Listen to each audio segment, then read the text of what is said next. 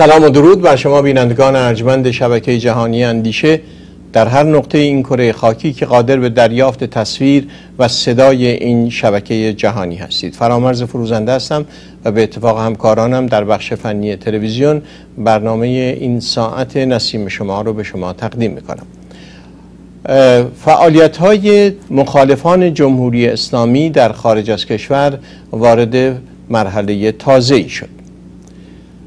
طی نامه‌ای که بین بخشی از مخالفان جمهوری اسلامی و در واقع شورای ملی مخالفان دولت بشار اسد سوریه مبادله شد، دو گروه که هنوز به قدرت نرسیدند در واقع همدیگر رو به رسمیت شناختند و برای هم آرزوی موفقیت کردند. این نکته بسیار بسیار مهمی است که برای اولین بار یک گروه دیگه وارد صحنه بین المللی میشه، گروهی که پشت سر کنفرانس سوئد بود، استکهلم، و همینطور کنفرانسی که قرار است در واشنگتن برگزار بشه. اگر اشتباه نکنم 121 نفر امضا کردند در رابطه با شورای ملی مخالفان دولت بشار اسد در سوریه. برای اونها آرزوی موفقیت کردند. اونها هم متقابلا آرزوی موفقیت مخالفان دولت جمهوری اسلامی رو کردند که بتوانند دموکراسی رو به ایران برگردونند. این معنیش این است که یک گروه یا چند گروه از ایرانی‌های مخالف خارج از کشور ارتباطات خودشون رو در سطح بین‌المللی میخوان آغاز بکنن و از نظر خودشون این آغاز خوبی بوده است، فارغ از اینکه من و شما با اون موافق باشیم یا مخالف. ولی به نظر میرسد هنوز اکثریت مخالفان جمهوری اسلامی ساکتند و هنوز اونها جایی رو لابی نمی کنند. ما این روزها در کنگره آمریکا کماکان میبینیم لابیگران سنتی جمهوری اسلامی رو و لابیگران غیر سنتی رو که مشغول این فعالیت ها هستند، اما این گروه تازه‌ای است که وارد معرکه میشه، هنوز نام مشخصی نداره و 121 امضا در رابطه با نامه‌ای که به شورای ملی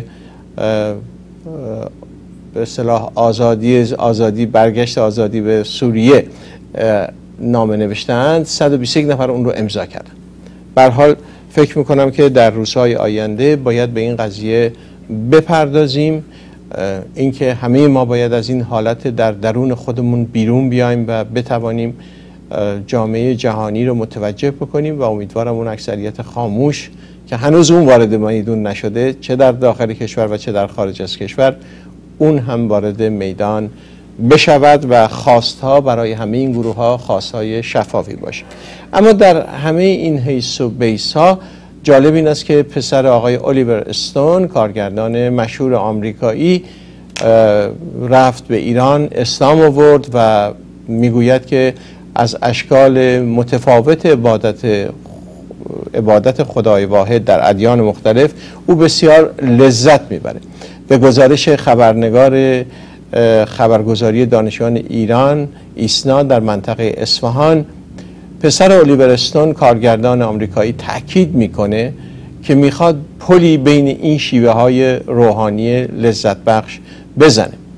اون در گفتگویی با خبرنگار ایسنا درباره دیدگاه ها و درکش از اسلام گفته است فکر میکنید وقتی به آمریکا برگردید رسانه‌های این کشور درباره مسلمان شدن شما چه برخوردی داشته باشند؟ میگه نمیدونم، من زیاد مشهور نیستم، هیچ کس درباره چنین چیزایی صحبت نمیکنه. رسانه‌های خبری آمریکا هر روز موضوعات مختلفی دارن و فکر نمی‌کنم این موضوع تأثیر زیادی در زندگیم در آمریکا داشته باشه. مهمترین نکته این است که امیدوارم اسلام آوردن من به آمریکایی‌ها کمک کنه تا حقایق دین اسلام رو متوجه بشن. من میخوام مطالعاتم رو در زمینه کتاب‌های مقدس این دین از جمله قرآن ادامه بدم، چرا که خدای همه ادیان یکی است و هدف من کمک به فهم فرهنگی است و در مواجهه با یهودی، مسیحی، مسلمان بودن امیدوارم پلی بین این فرهنگ ها بسازم تا به تفاوت های اونها نگاه نکنیم بلکه شباهت هاشون رو مورد توجه قرار بدیم. پسر الیور استون، شان استون، میگوید آنچه ما نیاز داریم فهم صحبت های یکدیگر و برقراری دیالوگ و گفتگوست ما به ترس نیاز نداریم. تنها به یک خدا، تنها یک خدا و یک آفریننده وجود دارد و این اشتباه است اگر بگوییم اسلام در تقابل یهودیت و مسیحیت است. آنچه برای ایجاد دوستی بین مردم با استفاده از اشتراکات مذاهب باید انجام بدهیم این است که بر بهتر کردن انسانها تمرکز کنیم. این هم افاضات کلام پسر آقای الیور استون بود که انجام داد. اما مسئله تروریست های جمهوری اسلامی که در 3 کشور رفتند و فعالیت های تروریستی کردند بسیار جالبه. نشانه تضاد و انحطاطی است که در فرهنگ امروز ایران وجود داره. کسانی به نام الله میرن، عده‌ای رو میکشند، حالا بر حسب اتفاق در یک ماجرای یکی از اینها پاش رو از دست میده. قاعدتاً این آدم وقتی آمده تمام ویژگی ها رو داشته برای اینکه به بهشت اعلای خداوند بره و در بهشت اعلای خداوند براش از حوری ها و غلمان ها بیارند و خب بعد از اینکه شهید شد اقلا ثوابی ببره. اما ظاهراً این تروریستا، این مأمورین، این سربازان ولایت به خوبی میدونند که اونور آب هیچ خبری نیست. خب میگن اقلا اونور آب که خبری نیست، حالا اینور آب رو دریابیم. این گروه تروریستی که دست به ترور در 3 نقطه عالم زد، در 3 کشور، خوشبختانه توفیق خیلی زیادی نداشت در این مورد و یکی از اونها پاشو از دست داد. ببینید که شب قبل از این حادثه در کجا دارن دعا میخونن و در کجا دارن. ممکنه اون عکس تایلند رو بزرگ کنید قبل از اینکه پای مبارکشون نشون بدین. اون عکس تکی اگه میشه داشته باشیم دور بر. میبینید این پاهای کپل این آقاست که در وقتی عکس رو میذارن شب قبل از ترور هست. قاعدتا رفتن در تایلند، در بانکوک و در اونجا دارن خودشون رو آماده میکنن برای فریضه الهی که بر دوششون گذاشته شده. و حالا برگردیم به ویدیو کلیپی که این آقا اشتباهاً نارنجک ها رو منفجر کرده و با پاهای قطع شدهش که شب قبل در واقع زفاف هم کرده، حالا آمده و نمیدونم. مهمان گرانقدری در برنامه امروز دارم، شاید در برنامه امروز فرصت نشه ازش بپرسم که یعنی چه این تضادی که وجود داره. چطور ممکنه کسی که داره میخواد بره دیدار خداوند و به هر حال آخرت خودشو درست بکنه، شب قبل حتما باید اینطور زندگی بکنه و روز قبل پاهای خودش رو بگذاره و بره. این نظام وحشتناکی است که بر کشور ما حاکمه، نظام دروغگویی است که بر کشور ما حاکمه و اگر ملاحظه فرمایید همین نظام یک مغز ایرانی رو، یک صاحب نظر ایرانی رو، یک فارغ التحصیل دانشگاه شریف رو از محکوم به اعدام کرده به جرم ساختن سایت های مستهجن یا پورنوگرافیک و آقای سعید ملکپور در آستانه اعدام قرار داره.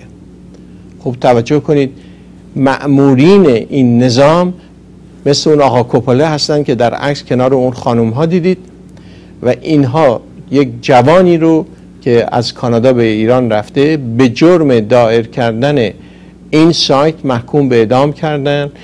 دیوان عالی کشور در ایران این رو تایید کرده و این داستان این مرد جوان سعید ملکپور که یکی از نوابغ ریاضی و کامپیوتر در ایران هست در آستانه اعدام قرار داره. نمیدونم چه کار باید کرد، ولی مثل اینکه این داستانهای روزانه کشور ماست و هیچ راه نجاتی ازش نداریم. حالا برگردیم، شما رو میبرم به یک جلسه دانشگاهی که دانشجویی که این سوالات رو مطرح کرده درست بعد از طرح این سوالات ناپدید میشه، بازداشت میشه و ناپدید میشه و هیچ کس اطلاع نداره که بر سر او چه آمده است. نگاه کنید این دانشجو در تایید این صحبت ها که چقدر در این نظام تضاد هست و دروغ هست و بی‌اعتمادی هست صحبت میکنه و الان معلوم نیست کجاست و چه بلایی دارن سرش میارن. سلام میکنم به شما و چون از شما ولی که درباره اینکه سر جنبش سبز که معترضم یا فتنه‌گر من یه سوالی داشتم. اولا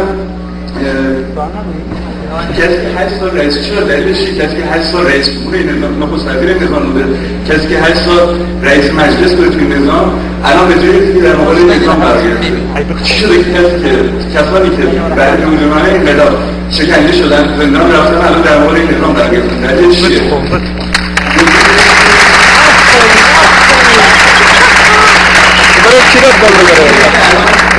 اگر روایتی رسمی این نظام رو از تاریخ جمهوری اسلامی بخوایم بگیم، سال اولش آقای بازرگان بوده که درد زده بوده، سال دومش آقای رئیست بوده که خائن بوده، 8 سال آقای موسوی بوده که دیگر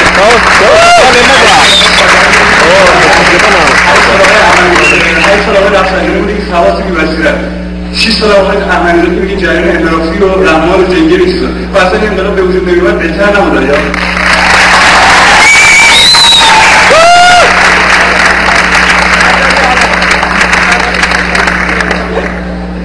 الان کسی که این نظام رئیس جمهور شده که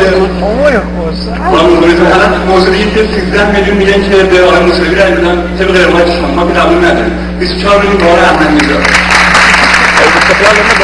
13 میلیون اگه فرض کنیم 13 میلیون به آقای موسوی رای بدن، کدوم همه شهروندن؟ اون 13 میلیون شهروند یا 24 میلیون؟ بارگو شدن قضیه اختلاس 3000 میلیاردی خود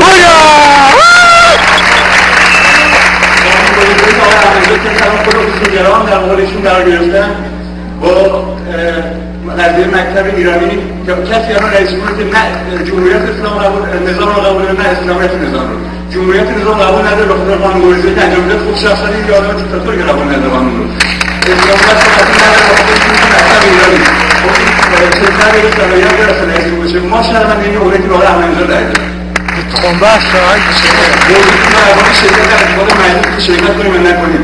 من یه حرف از آقای علی لاریجانی میزنم. آقای لاریجانی گفته بودن که مجلس در مورد این موضوع خاصش نظری نداره، مجلس میتونه تفاوض کنه.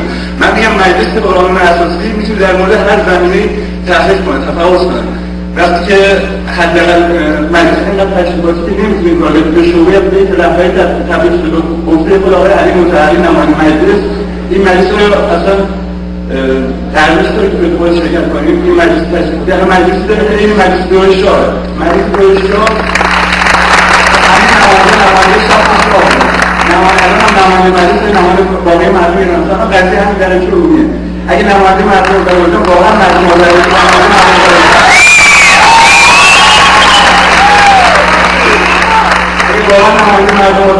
در مورد این قضیه کوتاه میومدن. اینا نماینده مردم نیستن چون موضوع تمام‌بر کوتاه آمد در مورد این قضیه. یه جمله از آقای تاج‌زاده میگم. آقای تاج‌زاده نقل می‌کرده که آقای جنتی گفته بود که من وقتی پیچ رادیو رو باز می‌کردم در نتیجه اخبار مجلس رو می‌شدم تنم می‌لرزید. اون موقع مجلس نارامی داشتیم که در مورد هر موضوع تحقیق می‌کرد، تفاوض می‌کرد. خب مجلس نارام بود، ولی خیابون‌های ما آرام بود. ولی در مورد همین قضیه در جنوبی گفتم که مجلس وقتی موضوع تمام‌بره وقت خیابون‌های ما هم میشه که ارومیه دیدیم.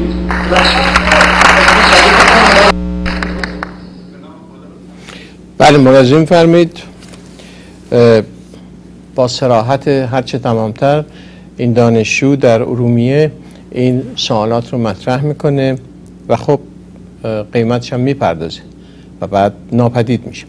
بینندگان عزیز، امروز اتفاق جالبی افتاد که در شروع کار اون رو براتون توضیح میدم، البته بعد از یه قطعه موسیقی.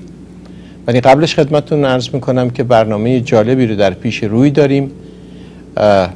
2 نفر در این برنامه حضور دارند و شرکت کردند و هر 2 نفر شخصیت‌های جالبی هستند که منو به این نتیجه رسوندن گاهی اوقات کار بدون تدارکات قبلی خیلی راحت‌تر انجام میشه تا اینکه تدارکات قبلی رو بخواید شما ببینید. 2 میهمان گرانقدر برنامه من که گفتگو رو با اونها آغاز میکنم بعد از شنیدن یک قطعه موسیقی عبارتند از آقای دکتر فرهنگ هولاکویی و نفر دوم برای شما به همون اندازه جالب است که نام دکتر فرهنگ هولاکویی است، آقای اکبر گنجی. اجازه فرمایید که به یک قطعه موسیقی با هم نگاه کنیم، برگردیم و در خدمت آقایون باشیم.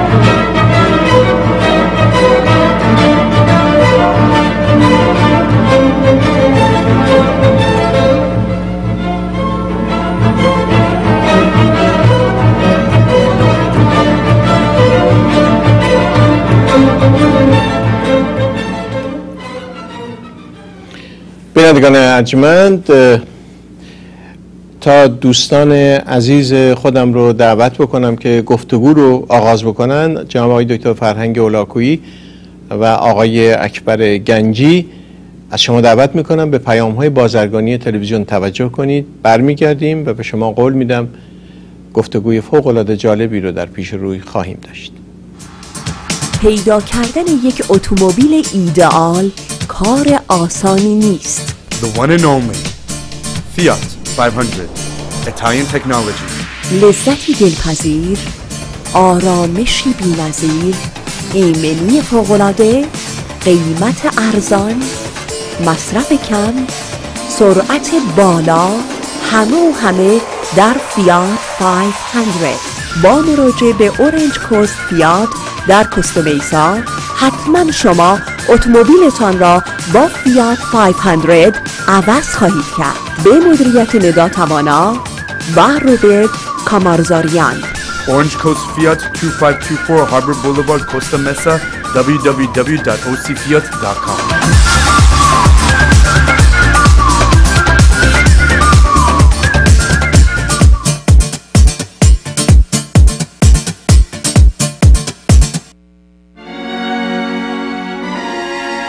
نمایش سراسری فیلم تابوی ایرانی در آمریکا و کانادا.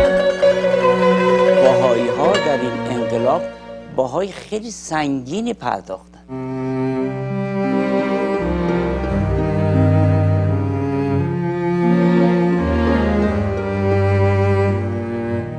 گویه مردم یا حرکت یا اسلام، یا حرکت یا اسلام. اتهام مشترک اینا در اولین دادگاه چی بود؟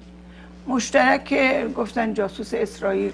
هر کی هسته کمپلتمان میگن اینا جاسوسن. برای درس خوندن که لازم نیست آدم حتما مسلمان باشه. چرا اجازه نمیدیم برن دانشگاه؟ وقتی نمیدونی آینده بچه چی میشه، آینده یه دختر 14 ساله چی میشه، همه کسایی که دوستشون داری و باید بذاری و لس آنجلس 24 فوریه تا اول مارچ، واشنگتن دی سی اول مارچ، سان دیگو اول مارچ، اتلانتا 3 مارچ، اورلاندو 4 مارچ، مونترال 4 مارچ، شیکاگو 6 تا 8 مارچ، تورنتو 9 مارچ، سان فرانسیسکو 13 تا 15 مارچ، سیاتل 15 مارچ. برای اطلاعات بیشتر به سایت iraniantaboo.com مراجعه نمایید.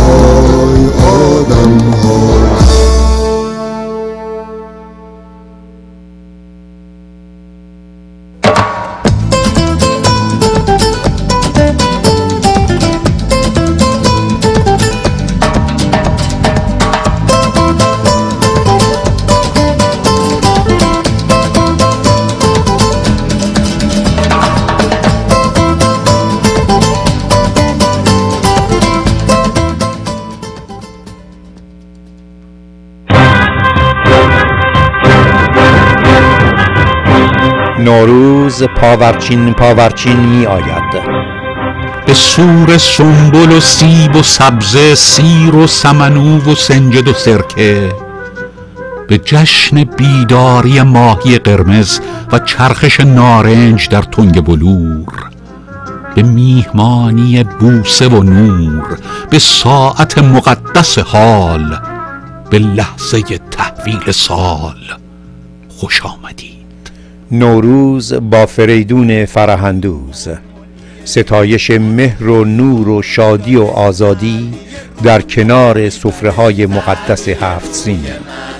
صدای خاطرها، فریدون فرهندوز در آلبوم نوروز. ذهن کوچه های محل از صدای بیتای حاجی فیروز که از دور دست ها می آمد پر بود. ارباب خودم سلام علیکم، ارباب خودم سرتو بالا کن، ارباب خودم بز قندی، ارباب خودم چرا نمیخندی. امسال نوروز را به هم عیدی دهیم. هر جای جهان هستید گوش سپردن به جنگ نوروز را درست 1 ساعت پیش از تحویل سال به وقت محلی آغاز کنید تا فرارسیدن سال نو را با هم و در کنار هم جشن بگیریم. تولیدی از فیلمکس میدیا. 818 988 44 22. نوروز. همسر بینندگان عزیز، برگشتیم و در خدمت شما هستیم. اجازه بفرمایید مهمانان گرانقدر خودم رو به شما معرفی کنم، ولی قبل از معرفی مهمانانم باید قصه ای رو براتون توضیح بدم. ببینید، قرار من بر این بود که امروز با جناب آقای اکبر گنجی یک گفتگو داشته باشم. میدونید که جناب آقای گنجی حدود 8 ماه هست که با تلویزیون اندیشه همکاری دارند و در کنارشون هستیم. برنامه راه رو دارند که برنامه بسیار پرطرفداری هم است و من از ایشون خواستم که با هم صحبتی داشته باشیم. در 3 هفته گذشته آقای اکبر گنجی به مناسبت سالگرد انقلاب مسائل خاصی رو در برنامه‌های خودشون مطرح کردند درباره دینداری پادشاهان پهلوی، نقش دین در اون دوران و قضایایی که بهش خواهیم پرداخت و من از ایشون خواستم با هم یک گفتگو داشته باشیم. این گفتگو با توجه به اینکه گاهی اوقات آقای گنجی در دسترس هستند، بعضی وقتا در دسترس نیستند، به هر حال همه قرارها رو گذاشتیم. اما امروز صبح وقتی من برای یه مقدار مشورت‌های قبل از مصاحبه خدمت ایشون زنگ زدم، گویا ایشون فراموش کرده بودند که تلفنشون رو همراهشون ببرند، برای پیاده روی رفته بودند به بیرون و بعد از اینکه 2-3 بار من پیغام گذاشتم پیغام منو جواب ندادن. در نتیجه من فکر کردم که این گفتگو احتمالاً انجام نمیشه بنا به دلیلی که هنوز من نمیدونستم.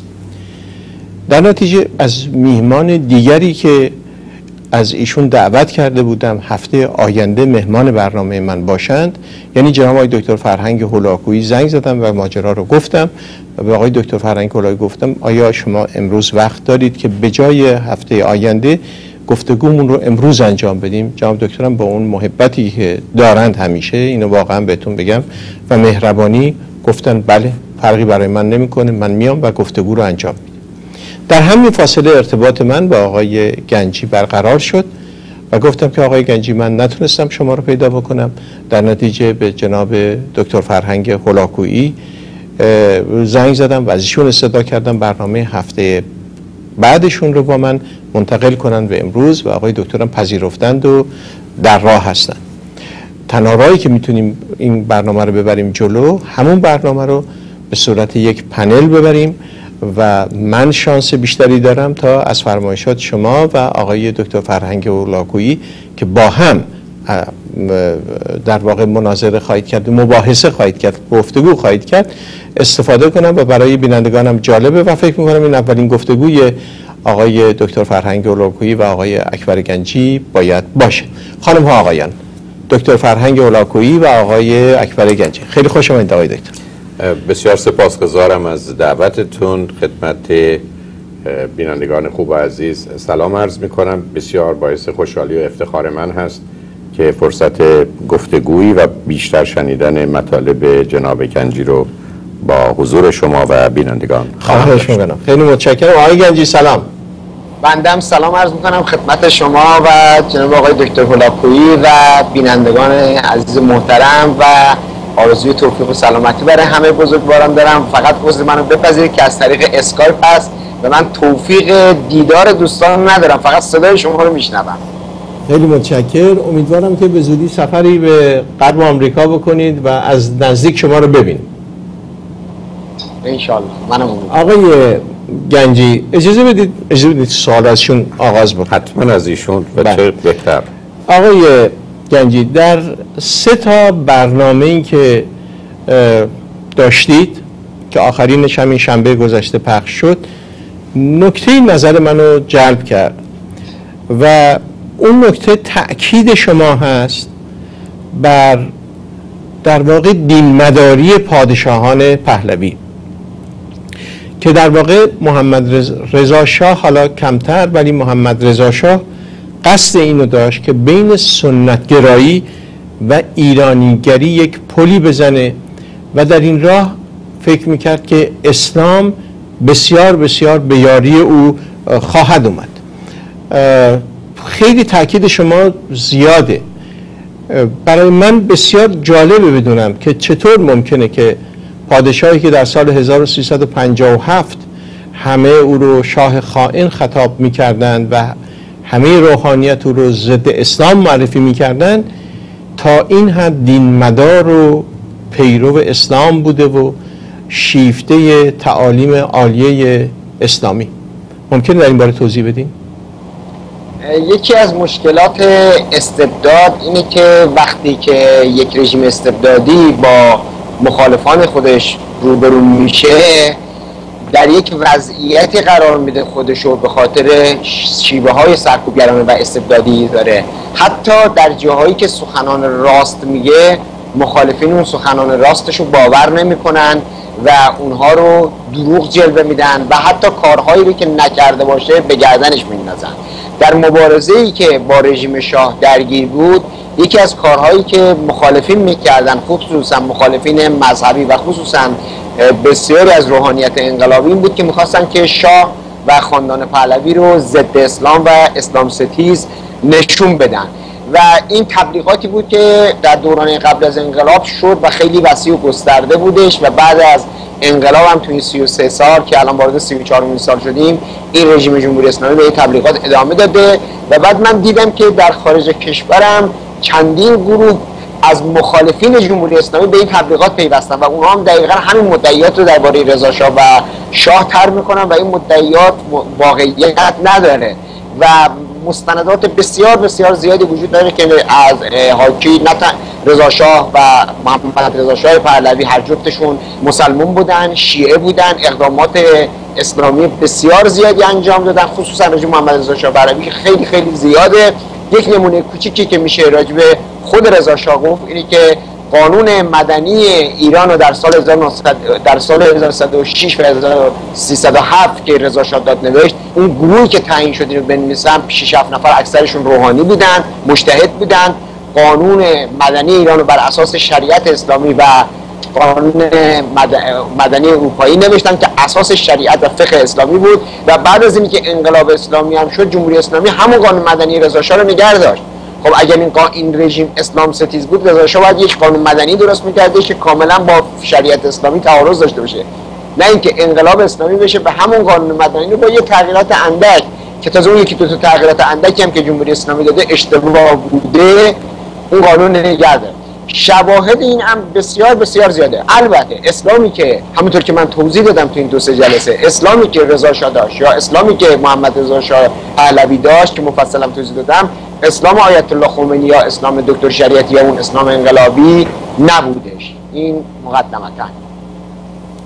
متشکرم آقای دکتر هلال. من تصور میکنم جان کلام رو جناب گنجی بیان فرمودن. من فقط به 3-4 تا نکته کوچک اشاره میکنم اگر مایل بودید دربارش میشه صحبت کرد. اولا اینکه وقتی شما گفتگوی درباره موضوع دین دارید، ادیان نگاه مختلف و متفاوتی به خودی و غیر خودی میکنن و برخی از اوقات خطها بسیار مشخص و کشیده شده هست. بنابراین شما اگر در امریکا بگید یک کسی مسیحی نیست، همکنون در حالی که ممکنه میان طرفداران پرپاقرص مسیحیت یه تردیدی رو در مورد اون آدم به وجود بیاره، بیشتر مسیحیان ممکنه اهمیت چندانی به اون ندن و اصل آزادی عقیده و ایمان رو بپذیرن. ولی برخی از اوقات هم در برخی از ادیان هم در برخی از جوامع به مجردی که شما برچسب دارید روی آدم که این آدم اون دین رو که شما دارید نداره، در حقیقت پرونده او به مقدار زیادی بسته میشه. بنابراین از یک طرف مخالفین همیشه از اون استفاده میکردن، هر گروهی رو که میخواستن مورد حمله و هجوم قرار بدن، هم از مذاهب دیگه، ادیان دیگه، حتی نفیشون میکردن که اونا نیست. حتی شما نگاه کنید این نگاه رو در شاید 200 سال میان ایران و عثمانی شما داشتید که به حکم یک آیه قرآن که هر کس که دین خدا رو فرقه کنه مشرکه، همدیگر رو مشرک میخواندن. اون آیه ولا تکونوا من المشرکین من الذین فرقوا دینا و کانوا شیعا کل حزب بما لدیهم فرحون. یا باشید از مشرکین کسانی هستند که دین خدا رو فرقه میکنند و با آنچه که نزد ایشان است دلشادن. بنابراین بر همین اساس میگفتن شیعه مشرکه یا شیعیان گفتن سنی مشرکه. این گفتگوها بود و از اون استفاده میکردن. شماره 2، شما باید نگاه بکنید که برای اینکه بعداً خودتون رو خودی و نزدیک نشون بدید، در اون زمینه باورها و اعتقادات تظاهرات بیشتری بکنید و این تظاهرات مخصوصاً چون هدفش توده مردم بود، ناچار وارد فرض کنید مراسم روزخوانی می شدید یا اونا رو به نوعی مطرح می کردید. حتی در این باره مطمئنم جناب گنجی بیشتر از تاریخ باخبرن تا من. حتی برخی از اوقات حضور و شرکت ها خیلی جدی‌تر از این بود که هم از یه طرف نشانه تظاهر بود، هم به هر حال باورمندی رو به دنبال خودش شد.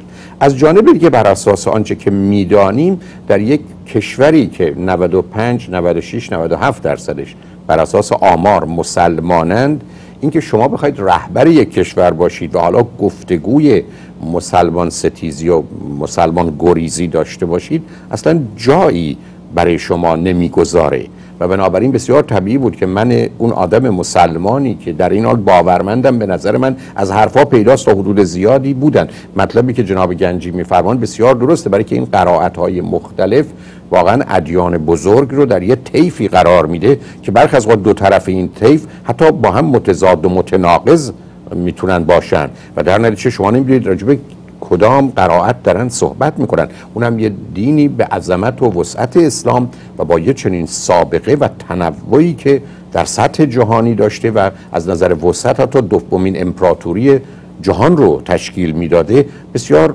قابل فهمه. و بعد مطلب دیگری که مطمئنم جناب گنجی خیلی بیشتر از من میدونن این بود که این سیاست غرب که میخواست با بستن کمربند سبز به دور اتحاد جماهیر شوروی مانع هجوم اونها در اون منطقه بشه، به هر حال چیزی بود که غربی ها اون رو میپذیرفتند و دوست داشتن و شاه هم اون رو کاملا پذیرفته بود که ما از طریق این کمربند سبز میتونیم جلوی حرکت سرخ رو بگیریم و البته بعداً این کمربند سبز سیاه شد و گرفتاری برای خودشون گونه که شما اشاره فرمودید به وجود آورد. در اینجا دو تا زمینه به وجود آمد. یکی از یک طرف کسانی فرض کنید مخالفین مثل آل احمد یا شریعتی یا عرض کنم که مطهری و دیگران زمینه‌هایی رو فراهم کردن برای یه نگاه دیگر به اسلام که در حقیقت اسلام مدینه بود نه اسلام مکه، و از طرف دیگه پادشاه رو یه عده‌ای دور و برش بودن و مخصوصا شهبانو رو که اینها کسانی بودن که جایگاه و اسلام مقامات دولتی داشتن، رسمی داشتن، دانشگاهی داشتن و به سمت و سوی رفتن که شما خیلی راحت، من خاطرم از در اون زمان شما اصلا تعجب میکردید که رئیس یه دانشگاه معتبری که احتمالاً بحث صنعت و هنر رو داره، اصلا مایه های صنعت رو داره، یه دفعه مایه های ادبی و عرفانی رو در اونجا به نوعی به عنوان اصل و اساس بگذاره. و من چون در برخی از این گفتگوها همون موقع حضور داشتم خبر از اون دارم، حتی استادانی که به یک باره ماجرای ایران و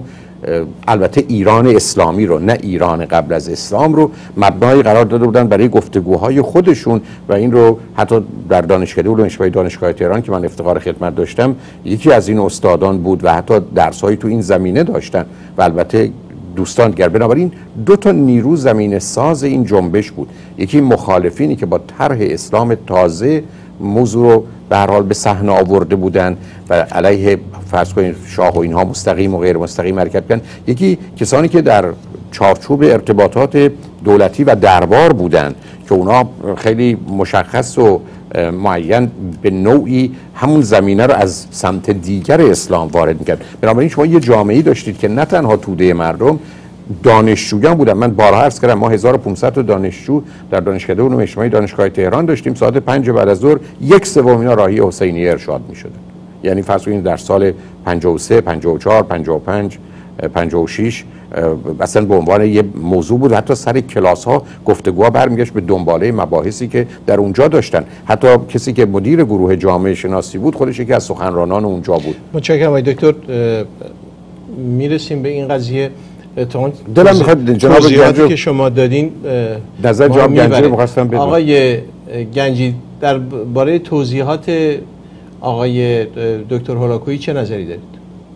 خیلی لطف کردن، توضیحات خیلی خوبی دادن که بندم استفاده کردم ببینید من نکاتی که تو این 3 جلسه روش تاکید کردم، گفتم به مخالفین رژیم شاه من کاری ندارم، چون اون یه داستان دیگه ای داره، مستقلا باید راجع به شریعتی، جلال الاحمد اینا صحبت بکنیم. مخصوصا تو این جلسه آخر که شما بهش اشاره کردین، جلسه دیروز باشه، من به روشنفکرایی که داخل سیستم بودن، رژیم بودن اشاره کردم. به سید حسین نصر که از طرف شاه شد رئیس دانشگاه آریامر، از طرف ملکه شدش رئیس انجمن فلسفه شاهنشاهی و بعد شد رئیس دفتر مخصوص شهبانو، به آقای احسان نراقی، به داریوش شایگان، به علیرضا میبودی. من گفتم که شما اگر تو اون دوره به احمد فردی، به روشنفکرانی که شاه به کار گرفت، دربار به کار گرفت، سیستم به کار گرفت، به اینا نگاه کنید، اینا همشون یک ضدیت با مدرنیته، ضدیت با غرب. مستنداتش رو تو همین جلسه دیروز مفصل ارائه کردم. از یک سو ارائه میکردن که غرب تموم شده، غرب به پایان خودش رسیده، غرب داره نابود میشه، مدرنیته همه بدی‌ها مال مدرنیته است. از یک سوی دیگه میگفتن تنها چیزی که نجات بخشه اسلامه، اسلام سپره، اسلام تانک، اسلام تفنگ. این تصویر تا حالا همیشه به ما گفته شده که فقط شریعتی این کار میکرده، اما ما میبینیم که در داخل رژیم شاه این کار داشته صورت میگرفته. اصلا من به شما یه نکته دیگه بگم، آیت الله خمینی این چیزا رو بلد نبود. اگر شما به نوشته های آیت الله خمینی قبل از انقلاب نگاه بکنید، به کتاب های رو نگاه بکنید، اصلا این الفاظ توش وجود نداره، چون آیت الله خمینی نمیدونست مدرنیته چی هستش که بخواد نقد مدرنیته بکنه. نقد مدرنیته رو دقیقاً غیر از امثال شریعتی روشنفکرانی میکردن که تو خود دستگاه شاه بودن. یه نوع سنتگرایی اسلام شیعی، یه نوع اسلامگرایی تشیع که هانری کوربن اومده بود ساخته بود که میگفت تشیع این یک برساخته اسلام ایرانیه، که شاه هم دقیقاً تو کتاب پاسخ به تاریخ که من مستنداتش اونجا ارائه کردم همینو میگم. بعد شایگان و سید حسین نصر اینا هم اینا رو از کوربن گرفته بودن، یه ترکیبی هم از هایدگر گرفته بودن، دقیقاً همینا رو میگفتن. تو کجا میگفتن؟ تو تلویزیون، تو برنامه این سو آن سوی زمان. تو کجا میگفتن؟ تو روزنامه رستاخیز رژیم شاه، تو رادیو تلویزیون، تو روزنامه کیهان. یعنی شما یه دفعه میدیدید تو رئیس دانشگاه آریامر تو دانشگاه داره سخنرانی میکنه. تصویر بزرگ آقای گنجی رو به ما بدید. بفرمایید. عرض کنم حضورتون که نکته‌ای که هست اینه که معمولا گفته میشه که این دیسکورس، این گفتمانی بوده که مخالفین رژیم ساخته شدن. من داشتم تو این 3 جلسه نشون بدم که دقیقاً در داخل خود رژیم شاه دیسکورسی که درست میشد و مجموعه فعالیت هایی که میشد زمینه ساز بود. همین فعالیت های ضد بهاییت در تاریخ ما به بهایی‌ها بسیار ظلم شده، الان هم جمهوری اسلامی مضاعف داره به بهایی‌ها ظلم میکنه. ولی من مستنداش تو جلسه قبلی، نه جلسه دیروز، جلسه هفته گذشته نشون دادم که در زمان شاه موقعی که آیت الله بروجردی آقای فلسفه اینا کار کرد، شاه کاملا با اونها همکاری کرد. رئیس ستاد مشترک ارتشش فرستاد، فرماندار نظامی تهران فرستاد، کاملا اسناد سابق من جلسه پیش اینجا خوندم. خب یک کاری بوده، یک مجموعه فعالیت هایی داشته صورت میگرفته که این مجموعه فعالیت ها آقای فلسفی مرتب به نمایندگی از مراجع تقلید با شاه ملاقات میکرده. موقعی که آقای فلسفی داشته میرفته فلان شهر سخنرانی بکنه، ساواک از مرکز دستور میداده به ساواک اون شهر که آقا با ایشون همکاری بکنید، کمکش بکنید، سخنرانیش هم متن کاملش تو روزنامه‌ها چاپ بکنید. در رادیو می آوردن افراد مذهبی رو صحبت میکردن. موقع شاه دانشگاه معقول و منقول دانشگاه الهیات بعدی رو میسازه، در اونجا شما ببینید چه کسانی تدریس میکردن و چه کسانی درس میخوندن. نزدیکترین یاران آقای خمینی بودن. مدرسان اونجا بوده آیت الله مطهری که عضو شورای انقلاب بود، مهمترین شاگرد آقای خمینی بود. آیت الله مفرده که همون اوایل انقلاب ترور شد. و بعد شما میبینید که اونجا آقای کروبی که الان تو زندانه، تو همون دانشگاه درس خونده همون زمان شاه. آقای ناطق نوری که الان منزویه، رئیس مجلس بود، تو همون دانشگاه درس خونده. بعد رژیم شاه میخواد بده کتابای دینی بنویسه، کتابای دینیشو میده کی می‌نویسه؟ کتابای دینی رژیم شاه رو شاه داده کی نوشته؟ آقای مطهری نوشته، آقای باهنر نوشته که نخست وزیر بوده، رئیس جمهور بوده تو جمهوری اسلامی، و بهشتی نوشته. خب شما مجموعه اینا رو من تو این 3 جلسه گزارش کردم. یعنی شما ترکیب اینا رو ببینید. اما مهمتر در این حال همین روحانیت، اون ضدیت با مدرنیته رو تو نوشتار اینا نمیبینید، چون بلد نبوده بودن، چون اصلا نخونده بودن اینا رو. این نگاه به غرب تو نوشته های مطهری مفتح بهشتی اینا وجود نداره. این نگاهی بود که دکتر سید حسین نصر که همین امروز یکی از بزرگترین نمادهای اسلام سنتگرا تو دنیای موجود، الان سمبل و نماد اسلام سنتگرا آقای دکتر سید حسین نصر که تو واشنگتن اقامت دارن، ایشون بودش که این حرفا رو میزد. تو کجا میزد؟ تو تلویزیون شاه میگفتش، تو روزنامه رستاخیز شاه میگفت، آقای احسان عراقی میگفت. همه اینا یه دفعه اومده بودن تو اون سال‌ها تو دهه 50 میگفتن که غرب در پایان خودشه، غرب داره نابود میشه، غرب گرفتار بحرانه و تنها چیزی هم که میتونه ما رو نجات بده اسلامه. خب شما میتونید، آیا براتون قابل قبولی که بگیم شاه نمیفهمیده، ملکه نمیفهمیده، ساواک هم نمیفهمیده اینا چی میگن، به یه همچین آدمایی که یه همچین دیدگاهی رو داشتن تبلیغ میکردن، شاه میاره اینو میکنه رئیس دانشگاه آریامه، بعد میکننش رئیس انجمن شاهنشاهی فلسفه، بعد میکننش رئیس رهبر شهبانو فرح و بعدم با شهبانو میره تو ملاقات میکنه با آیت الله خویی تو نجف و شاه دفاع میکنه. شما کتاب پاسخ به تاریخ، من تو جلسه اول 19 تا نکته از اونجا در آوردم، گفتم شاه دقیقاً از این دیدگاه ها دفاع میکنه. شاه نکاتی راجع به خودش گفته بارها تو طول زندگی که من 6 موردش اونجا آوردم که حضرت عباس منو نجات داد، حضرت علی منو نجات داد، امام رضا منو نجات داد، امام زمان دیدم. این نکات رو امروز اگه یه آخون بگه، آیت الله خمینی هم بگه، ما مسخرهش میکنن نسل جوان الان، یعنی مخالفین جمهوری اسلامی. آقای خامنه‌ای الان بیاد بگه من با امام زمان ملاقات کردم، مسخرهش میکنن.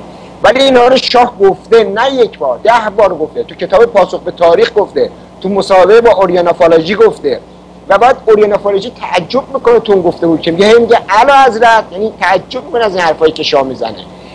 شما نمیتونید بگید شاه داشته دروغ میگفته. شاه موقعی که کتاب پاسخ به تاریخ رو نوشته، پاسخ به تاریخ، شاه از قبل میدونسته بیماری سرطان داره، هیچ کی نمیدونسته. ولی پس از انقلاب که شاه اومده خارج و انقلاب صورت گرفته، رژیم شاه سرنگون شده، دیگه همه فهمیده بودن که شاه سرطان داره و دیگه در حال مرگ، خودش هم براش دیگه قطعی شده بوده. در اون زمان در کتاب پاسخ به تاریخ دوباره شاه تمام این نکات رو به دقت گفته، تمام تک تک اینا رو گفته و بعدم میگه اینا رویاهای منه، اینا معجزات منه، من این دیدارها رو کردم، اینا واقعیت داره، بارها و بارها اینا به من نجات دادن، ائمه شیعیان من نجات دادن.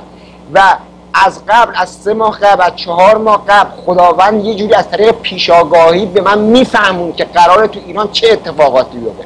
خب این تصویر شاه، این تصویری که شاه خودش از خودش میده، چطور میشه ما اینا رو نبینیم و تاریخ رو تحریف بکنیم؟ حرف من اینه که واقعیت ها رو ببینیم، سیاسفید نکنیم، همون جوری که رژیم شاه بوده همون تصویر واقعی رو ازش بدیم. کار ما به عنوان یک روشنفکر، کار ما به عنوان یک محقق، این که یک نگاه تا اونجایی که میتونیم بی‌طرفانه داشته باشیم، نه تبلیغاتی، بخوایم با تبلیغات اون چیزی که خودمون بدمون میاد، مثلا تو جمهوری اسلامی روحانیت طرف میگن اسلام همونی که ما میگیم، پس رژیم شاه ضد اسلام بوده.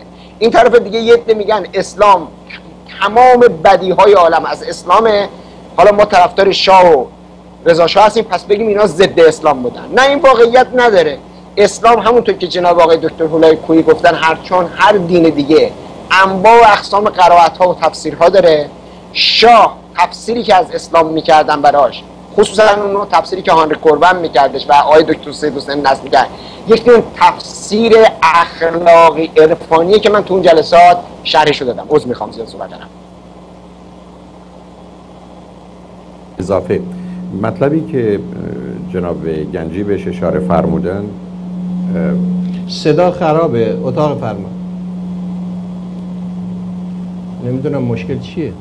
بله، امیدوارم الان عرض کنم که مطلبی که فرمودن بسیار درسته. من خاطرم هست که چون درس میدادم در دانشگاه، هم رفتار جمعی، هم یه مقدار بحثایی درباره متدولوژی تاریخی، من اتفاقا عنوان یک سمینار یا کنفرانس هم رو، چون تنها بود، اسمش گذاشته بودم انحطاط مغرب زمین.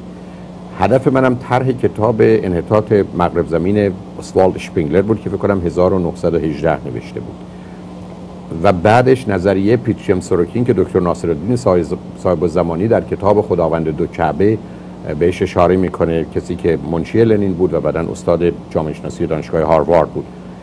و بعد آرنولد توینبی که به عنوان پیغمبر تاریخ بهش اشاره میکنه.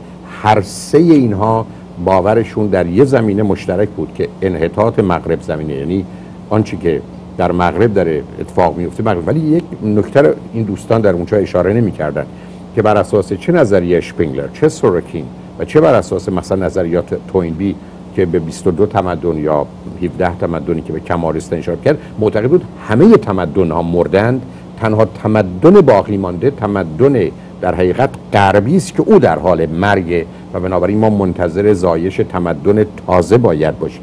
اشکال کاری که در ایران وجود داشت و در میان روشنفکران وجود داشت که من در جلسات مختلفشون بودم این بود که به این کتاب‌ها یا مطالب دیگر اشاره می‌کردن برای انحطاط مغرب زمین و در حال از میان رفتن مغرب زمین، ولی به این نکته اشاره نمی‌کردن که هیچ چیز دیگه که همکنون در جهان اصلا زنده نیست که با مسئله انحطاط روبرو باشه. یعنی فرض بر این بود که فرض کنین تمدن چینی یا تمدن، حالا نمیخوام به کسی یونانی تمدن مرده است، تمدن ایران تمدن مرده است، یعنی اینا از پا در اومدن، اینا دیگه مربوطن به گذشته و در نتیجه یه فرهنگ یا کالچر تازه و یه تمدن یا سیویلیزیشن تازه میخوایم. فشما اینو نه هم در افکار سوروکین هم در افکار اشپینگلر، ولی به تفصیلی که در اون کتاب استادی آف هیستوری توینبی که 10,000 صفحه است در 12 جلد، شاید بشه گفت 2 جلدش اختصاص داره به گفتگویی که همه اونا رفتن و این آمده. بازی که در اونجا صورت میگیره و جناب گنجی به درستی بهش اشاره میکنن این بود که موافقین شاه و مخالفین شاه و کسانی که کنار بودند و نبودند و همه باورها در این جهت که تمدن غربی در حال از همپاشیدگی است رو حرف میزدن، ولی اشاره نمی‌کردن که چیز دیگه‌ای نداریم، پس یه تمدن تازه‌ای باید با یه فرهنگ تازه‌ای زاده بشه. این موضوع رو دوستان چپ ما خیلی خیلی بیشتر به 2 دلیل میپسندیدن. یکی این که تمدن غرب رو متوجه نبودن که پایه تمدن مارکسیستی و در حقیقت کپیتالیستی هر دوتا ماتریالیسم دیالکتیک حالا به نوعای متفاوت، پس اون تمدن هم در حال سقوط، یعنی تمدن مارکسیستی و فرهنگ و تمدن که تازه به وجود آمده او هم در حال از میان رفتنه. به اون اشاره نمی‌کردن. دوم چون این موضوع جنگ ما ایرانیان رو و یا اصولا سیستم سیاسی اقتصادی رو با امپریالیسم غرب به نوعی تایید می‌کرد، بسیار طبیعی بود که دیگه شما با یه هجومی روبرو بودید که به راحتی میتونم عرض کنم در یه دانشکده مثل دانشکده علوم اجتماعی دانشگاه تهران اکثریت استادان، حالا دانشجویان به کنار، اکثریت استادان در حال به گونه‌هایی از این افکار و عقاید معتقد بودن که شما یه آدمی مثل من خودش رو بسیار بسیار تنها میدید. یعنی تصور من این بود که اون باور من این بود که آنچه که داره در ایران صورت میگیره یه انقلابه و این انقلاب یه انقلاب ایدئولوژیکه و این انقلاب یه انقلاب مذهبی است و ابداً درش تردید نداشتم. نوشته‌های من هست و همینجوری خودم چون فکر کردم برای مناسب شاید برخی از خودم شد 2 سال قبل از انقلاب از ایران خارج شدم، برای که تصور من این بود که در اون مسیر حرکت میکنه و ماجراهای دیگری که انقلاب آمدند و عرض کنم هایجک کردند و بردند و اینها نشون دهنده این است که از یه طرف متوجه نبودیم اون ساخت و زیربنایی که داشت خودش رو آماده میکرد برای یه جایگزینی از کجا شروع شده و نه حتی متوجه روبنا بودیم که آشکار شما به راحتی میتونستید ببینید که چه خبر هست، یعنی چگونه از چپ گرفته تا راست یا میانه همه به نوعی با این نگاه مذهبی و یا یه نوع مماشات و همکاری با گروه‌های مذهبی و از جانب دیگه مخالفت با امپریالیسم امریکا که به دلایل بسیاری داشت، از ماجرای 28 مرداد گرفته تا بقیه حوادث، همه ما رو به اون سمت و سو می‌بردن. بنابراین یک به اصطلاح پرفکت استورم، یک شرایط کاملی به وجود آمده بود و به همین جهت بود که آنچه که در ایران اتفاق افتاد یه انقلاب بود، چون یه دی با این لغت مثلا واقعا انقلاب بود. و موضوع دیگه‌اش این بود که بعد از انقلاب به نظر من اگر بخوایم واقع بین باشیم بیش از 90% مردم به دلیلی که به هر کدام از این گروه‌ها تعلق داشتن با این کار موافق بودن، پشتیبان مستقیم و غیر مستقیم، آشکار و پنهان آنچه که اتفاق افتاده بود بودن. متشکرم. آقای گنجی، شما سید حسین نصر، احمد فردید، داریوش شایگان، جلال آل احمد رو در هر حال مطرح میکنید به عنوان پایه‌های درون سیستم که بستر رو در واقع برای خمینی آماده کردند، یعنی مجموعه فعالیت‌های اونها و متقاعد کردن شهبانوی سابق ایران و پادشاه ایران در واقع بسترساز توسعه این فکر در بین جامعه روشنفکر بود و از بین همه اینا برای من یکی از جالبترین این شخصیت ها علیرضا میبودی است. علیرضا میبودی برنامه ساز پرسابقه و نامداری است. شما چند بار اشاره میکنید به نقش آقای میبودی و برنامه معروف او به نام این سو و آن سوی زمان. من میخوام ببینم کدهایی که از آقای میبودی میکنید از روی برنامه است، کد مستقیمه یا کد غیر مستقیمه؟ قبل از اینکه بتونم سوالم مطرح کنم. ببینید اساس صحبتی که من کردم شما اگر دیده باشید اساسش بر آقای نقش محوری آقای دکتر سید حسین نصر در درجه اول و بعد در درجه بعد من روی آقای دکتر شایگان، روی آقای داریوش شایگان، روی احسان نراقی، رو دیگران صحبت کردم و رو احمد فردی که واقعا نقش خیلی خیلی خیلی مهمی داره. من در رابطه با آقای میبودی اولا فقط به یک مقاله ایشون استناد کردم و عین رفرنسی که دادم از مقاله ایشون خوندم. اون چیزی که برای من اساس بود اسم از ایشون بردم یکی مصاحبه مفصل آقای میبودی بود با احمد فردی که در روزنامه رستاخیز چاپ شد و دیگری مصاحبه هایی بود که تو برنامه این سو و آن سوی زمان با احمد فردی میکرد. احمد فردی تو این برنامه به شدت اون اندیشه های غرب ستیزانه ضد غرب و از اون بر که قرآن و اسلام راه حل هست و بیان میکرد. این کل مطلب بود من بیان کردم. اون چیزی که از خود آقای میبودی من اونجا بیان کردم فقط یک جمله از یک مقاله ایشون بود که این جمله آقای گنجی، آیا اون چه که اکو داره صدا، آیا این جمله از آقای میبودی هست یا نه که گفتند که البته منظور من این است که به هر حال همه اونهایی که در سال 1157 56 به نوعی فکر می‌کردن در طول این 34 سال خب تحول فکری، تغییر فکری، تکامل فکری، همه اینها اتفاق افتاده. آیا این جمله از آقای میبودی است که گفتند که اگر اسلام در مقابل امپریالیسم و غرب یک سلاح نباشد یک سپر است و نیز تنها نقطه اتکایی است که میتواند اتحاد بین مسلمین شرق و غرب رو فراهم بکنه؟ این که اسلام رو جناب میبودی به عنوان یک سپر در مقابل امپریالیسم و غرب تلقی کردن از آقای میبودی است یا نیست؟ بله، جمله رو که من خوندم مال مقاله ایشونه. شما میدونید این 3 جلسه ای که من صحبت کردم 2 جلسهش متن مکتوبش با تمام، چون من تو برنامه که رفرنس ها رو نمیتونم بخونم 3 برابر میشه. متن مکتوب جلسه اول و دوم چاپ شده، متن مکتوب جلسه سوم چاپ میشه، رفرنسش هست. اون جمله از ایشون هستش. ببینید در آقای دکتر هولاکویی به دقت میدونن در دهه 40 و دهه 50 فضای دیسکورس های جهان سومی که ما هم توش به سر می بردیم یک فضای به شدت ضد امپریالیستی، ضد غرب بود که آبشخورهای متعددی داشت. یه آبشخورش از تفکرات هایدگر می اومد که یک کاریکاتوری از تفکرات هایدگر رو سید احمد فردید ساخته بود و مبلغش بود و جلال الاحمد هم واژه غرب زدگی رو از خود فردید گرفت که من گزارشش رو تو اون جلسه دادم. و یه دوره بسیاری از روشنفکران ما تحت تاثیر فردید بودن و از فردید میآموختن. این یک نکته، این فضا رو شما در نظر بگیرید. همه داشتن همه چیز رو تبدیل میکردن به سلاح. شعر میشد کلاشینکوف علیه رژیم شاه. اون موقع شما موقعی که دارید با یک رژیم میجنگید از همه این منابع و خصوصا نزدیکترین منابع استفاده میکنید علیه اون رژیم حاکم. و یکی از مهمترین منابعی که در دسترس همه روشنفکران اون دنیا دوره بود که بتونن علیه امپریالیسم و علیه رژیم شاه استفاده کنن اسلام بود و همه داشتن اسلام رو تبدیلش میکردن به یک ایدئولوژی، به یک اسلحه، به یک سلاح، به خمپاره، به توپ، به تانک، به توپ. خب این کار همه داشتن صورت میدادن. یه آبشخور دیگه هم داشت و اون آبشخور دیگه این بودش که مارکسیسمی که ما تو ایران داشتیم، این مارکسیسم سوسیال دموکراسی اروپایی نبود. ما همونطور که فاقد لیبرال دموکراسی اروپایی بودیم، فاقد سوسیال دموکراسی اروپایی هم بودیم. ما مارکسیسممون از روسیه اومده بود و در واقع بولشویسم بود، مارکسیسم روسی بود.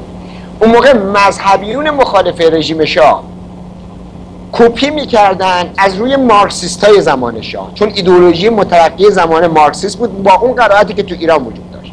و نظریه امپریالیسم لنین اومده بود تو ایران، پس لذا یک نظریه ضد امپریالیستی هم تو بین مخالفه ساخته شده بود بر اساس تئوری لنین. پس دو آبش خوردیم، یکی ضدیت از غرب از طریق هایدگر، یکی ضدیت از با غرب از طریق لنین که اومده این دوتا با هم چپ شده. یکم سنت ها و تجربه تاریخی ما، کودتای 28 مرداد، حضور آمریکایی‌ها، قانون کاپیتولاسیون، حضور نظامی‌های آمریکایی، یک تاریخ اینا همه به هم دست داده بود و حاکمیت ایدئولوژی‌های جهان سومی که تو اون دوره ما بودیم. یه دفعه شما می‌بینید کل فضا گفتمان میشه گفتمان دیسکورس ضد غرب، دیسکورس ضد تجدد، دیسکورس ضد مدرنیته. و بعد شما برای اینکه بتونید جلوی این امپریالیسم، جلوی این غرب، جلوی این تجدد بایستید، به یک سنگرهای احتیاج دارید، به یک دونه سپرهای احتیاج دارید. یکیش اسلام بود که همه اسلام رو اینجوری تبدیل به این میکردم. مستنداتشون من تو اون جلسات گفتم، 2 جلسهش چاپ شده، اونم طبعا چاپ میشه، رفرنساش هست. متشکرم. آقای دکتر خدا دو تا نکته کوچک اشاره کنم. یکی این که جناب گنجی به درستی اشاره فرمودن، یعنی آنچنان حتی بین راست مذهبی و چپ هم در یه اصولی در کلیات اینقدر توافق وجود داشت و چون موضوع اصلی و اساسی ائتلافی بود که در اون زمینه میتونستن بکنن، به راحتی میشد اون دید. حتی فرض کنید من فکر کنم بیشترین حدیثی که دکتر شریعتی ازش استفاده میکرد این بود که آن کس که معاش ندارد معاد ندارد. یعنی میخواست بگی باید این دنیای شما هم باید خوب باشه، زندگی شما هم باید اینجا خوب باشه تا بتونین معاد خوبی داشته باشه. خب این با نظام ذهنی که قرار بود ما هم اوضاع خراب بشه، هم در این حال مسئله شهادت مطرح بود، میتونست در سازگاری نباشه. بنابراین اینجا مسئله رشادت و قهرمانی و آزادی و آزادگی مطرح میشد. یعنی میخوام بگم که این ترکیب به صورتی بود، همطور که اشاره فرمودن منم عرض کردم، چون من کاملا خاطرم هست که شما با 20 نفر صحبت میکردید، فرض کن 40 تا استاد دانشگاه علوم اجتماعی دانشگاه تهران، چون من با این عزیزان در ارتباط بودم خیلی راحت میدید هر کدام باشن در یک کلیاتی با هم مشترک بودن. و چون نام آقای میبودی آمد، باید این نکته رو عرض کنم که مطلبی که آقای میبودی گفته بودن یا شما بهش اشاره کردید، مطلبی بود که اصلا گفتمان اصلی و اساسی همگان بود که در صحنه اجتماعی حرفی داشتن. یعنی اگر به من بفرمایید از 100 نفر تازه 40 تا استاد دانشگاه علوم اجتماعی دانشگاه تهران و یا دانشگاه ملی و بقیه عزیزان که من باشون آشنا بودم، 90% همین حرفا رو احتمالاً میذارن، چون مطلب آقای میبودی گفتگوی بسیار شایع و رایج و پذیرفته شده و حتی از یه طرف بلا منازعی بود که در اونجا مطرح بود وجود داشت. و یعنی فرض بر این بود که ما باید به خود برگردیم، به خیشتن خیش برگردیم و بعد در کنار به این خیشتن خیش برگشتن ما میایم و معلوم است که اون چیزی که هویت اون زمان ایرانی رو میشناختیم یا باش معرفی میشد که در نامهای ما بود، خب معلوم اسلام اونم اسلام شیعه‌ای که فقط از اسلام شیعه‌ای که مبتنی بر شهادت بود حالا آمده به اسلام انقلابی که میتونه خیلی نزدیک بشه با مارکسیست. و بنابراین داستان مارکسیست اسلامی و یا گروه هایی که مسئله اصلی و اساسیشون در اسلام موضوع عدالت اجتماعی بود، به راحتی در کنار مسئله جامعه بدون طبقه مارکسیستی قرار می گرفت. و اونطور که اشاره کردن ما در ایران مارکسیستی که حاکم و غالب بود، مارکسیست احتمالاً از یه طرف روسی یا کمی چینی بود. ما با جنبه سوسیالیسم که در اروپا شایع شده بود که هم مایه لیبرالیسم داشت هم مایه دموکراتیک داشت آشنا نبودیم. یعنی ما باز دو مرتبه تو قطب افراطی در حقیقت مسئله سوسیالیست برام گرفت که سوسیالیست علمی بود که معادل کمونیست یا ماتریالیست دیالکتیک یا مارکسیست بود، نه سوسیالیسم لیبرال و دموکراتی که حالا در وسط قرار میگیره. الان فرض کنید 10 تا 12 تا کشور اروپایی هستن خودشون رو اون چنین مینامند و میخوانند و بسیاری از مردم اون نوع سوسیالیسم در حقیقت دموکراتیک یا سوسیال لیستی که مایه لیبرالیسم داره رو به نوعی میفهمند و میپذیرند. و بنابراین مطلبی که آقای میبودی اشاره میکردن از نظر من مطلب عادی و معمولی بود که شما از زبان هر کسی هم میشنیدید و هم انتظار بود. من فکر میکنم نکته هم که جناب گنجی میخوان اشاره کنن این است که در اونجا اگر افراد آگاه و دانا یا کسانی که مسئولیت و مقاماتی داشتن، چون من نخواستم، معمولا میدونید من اسم رو نمیبرم، حتی وقتی من اشاره کردم به یه رئیس دانشگاهی که در حقیقت پایه و اساس مسئله علمی ما بود، خواستم جناب نصر بود،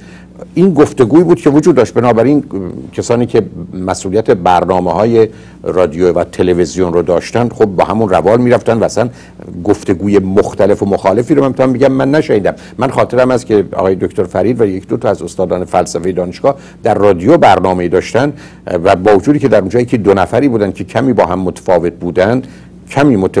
بودند، معلوم بود که گفتمان فلسفی زمان ما گفتگوی اگر هم میخواست وارد حریم ذره بحث‌های امروزی بشه از مسیر عرفان اسلامی حرکت میکرد، نه گفتگویی که حتی فقط مایه فلسفی داشته باشه. همونطور که هایدگری که اشاره کردن یا دیگرانی که آمده بودن آنچنان محض شده بودن که ای بسا اگر شما با اون کتاب آشنا بودید ارتباط چندانی میان اون چیزی که ارائه میشد نداشتیم. یعنی من و شما در ایران خاطرم هست که وقتی یه کسی رو معرفی میکردیم یه جوری معرفی میکردیم که انگار مثلا پسرخاله خود ماست و دیشب با ما مشورت کرده. هیچ وقت نمیگفتیم اون آدم واقعا چه گفته، یعنی اون چیزی که این مثلا عقیده مارکسه، نه این عقیده مارکس رو میبردیم فارسی و ایرانی و اگر بنده مثلا فرض کنید شیرانی یا شما اصفهانی بودید شیرازی اصفهانیش هم میکردیم که احتمالاً به اونجا بخوره و این از اون چیزایی بود که من خاطرم اساساً مسئله آفرین بود. بنابراین وقتی شما میگفتید هایدگر یا فرض بفرمایید از مارکس و انگلس و لنین صحبت میکردید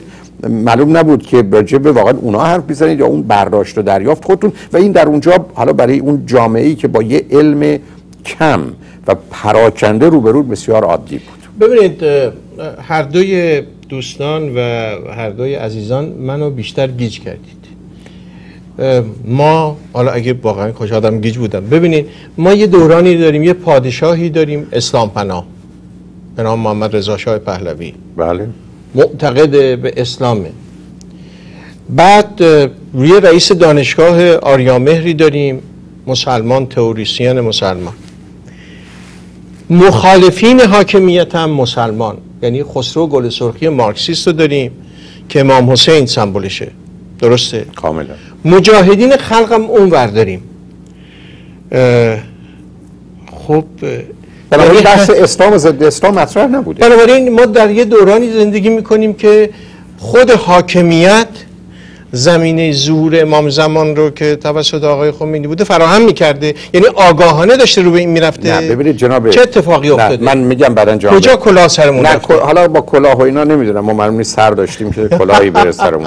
نه من تصور میکنم موضوع جور دیگه. ببینید شما در درون این سیستم های مذهبی وسیع و عمیق و سنگین که از قبل از تولد تا بعد از تولد کارن همیشه انشعاب و اختلاف میبینید، درست مثل جنبش فرض کنید پروتستان است در مقابل کاتولیک. بنابراین شما اینو میتونید به این صورت تلقی کنید که هر کسی دیگری رو مثلا نامسلمان میدانست، نه به خاطر اینکه اون آدم شهادتین رو نمیگفت، مسلمان نبود، به قرآن کریم باور نداشت، بلکه به یک قرائت دیگری از قرآن باور داشت. و بعدم همطور که عرض کردم چون موضوع دیگر رو ما وارد این حریم کرده بودیم، یعنی مباحث عجیب و غریب، بنابراین حالا هر مسئله از یه طرف مذهبی بود از جانب دیگه نبود. من در خدمت شما عرض کردم اگر تمام گفتگوهایی که شما درباره مسئله پزشکی هست در همه ادیان رو جمع کنید و تازه فرض بگیرید درسته درس یه روز دانشکده پزشکی نمیشه، اما روزی که شما معتقد شدید ما اصلا برای پزشکی احتیاج نداریم به هیچ کتاب علمی یا پزشکی،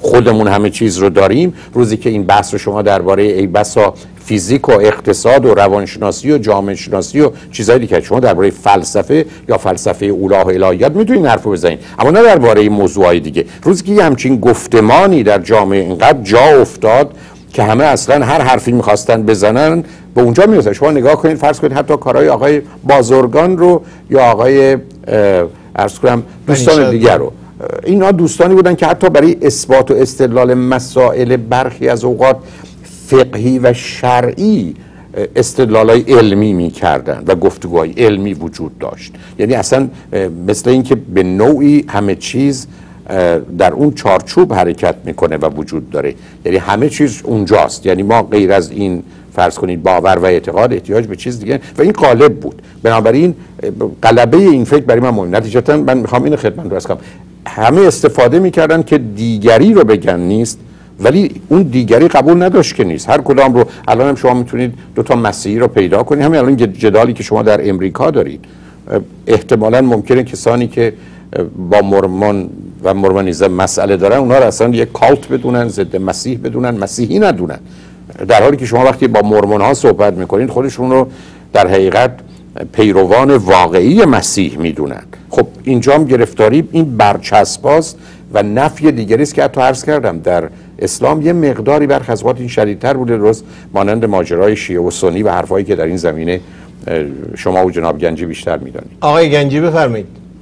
عرض کنم حضورتون همونجور که جناب آقای دکتر هولاکویی فرمودن، اساسا من بحثم شخصی نیست مثل جناب آقای هولاکویی. ما راجع به افراد چیز نمی‌کنیم، بحث ما یه بحث جامعه شناسانه است و ما راجع به دیسکورس ها، گفتمان ها بحث می‌کنیم و اون افرادی که تو این دوره بودن جز آقای دکتر سید حسین نصر الان همه تغییر کردن و اون حرفای اون دوره رو نمیزنن. آقای دکتر حسین نصر الان هم که تو آمریکا هستن همچنان ایشون بزرگترین نماد اسلام سنت گرایانه جهان در حال حاضر هستن و رهبریت این جریان دارن، نقدهای بسیار رادیکالی به مدرنیته دارن و یک اسلام شناس بزرگ هستن و یک آدم بسیار قدری هستن و جایگاه خاص خودش رو دارن. ما به هیچ کس اینجا بحث بی احترامی خدای نکرده اینا نداریم، بحث شخصی. ما داریم بحث میکنیم که چجوری شد که این انقلاب اسلامی صورت گرفت. بحث ما اینه. این نکته اول.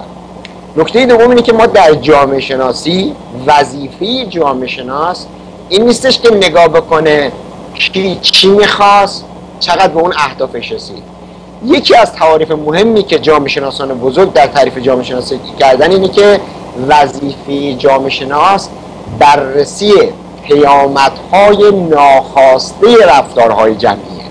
یعنی شما فرض کنید ما 3 نفر الان اینجا جمع شدیم، بنده خدمت شما 2 بزرگوار هستم، یه هدفی داشتیم نشستیم اینجا که یه میزگرد داشته باشیم پیرامون این صحبت بکنیم، آگاهانه یه تصمیم گرفتیم. اما همین عمل آگاهانه ما یه پیامدهای ناآگاهانه‌ای داره که تو ذهن من و شما 2 نفر بزرگوار نبوده و بعداً روشن شد. وظیفه جامعه شناس رسیدگی به اون.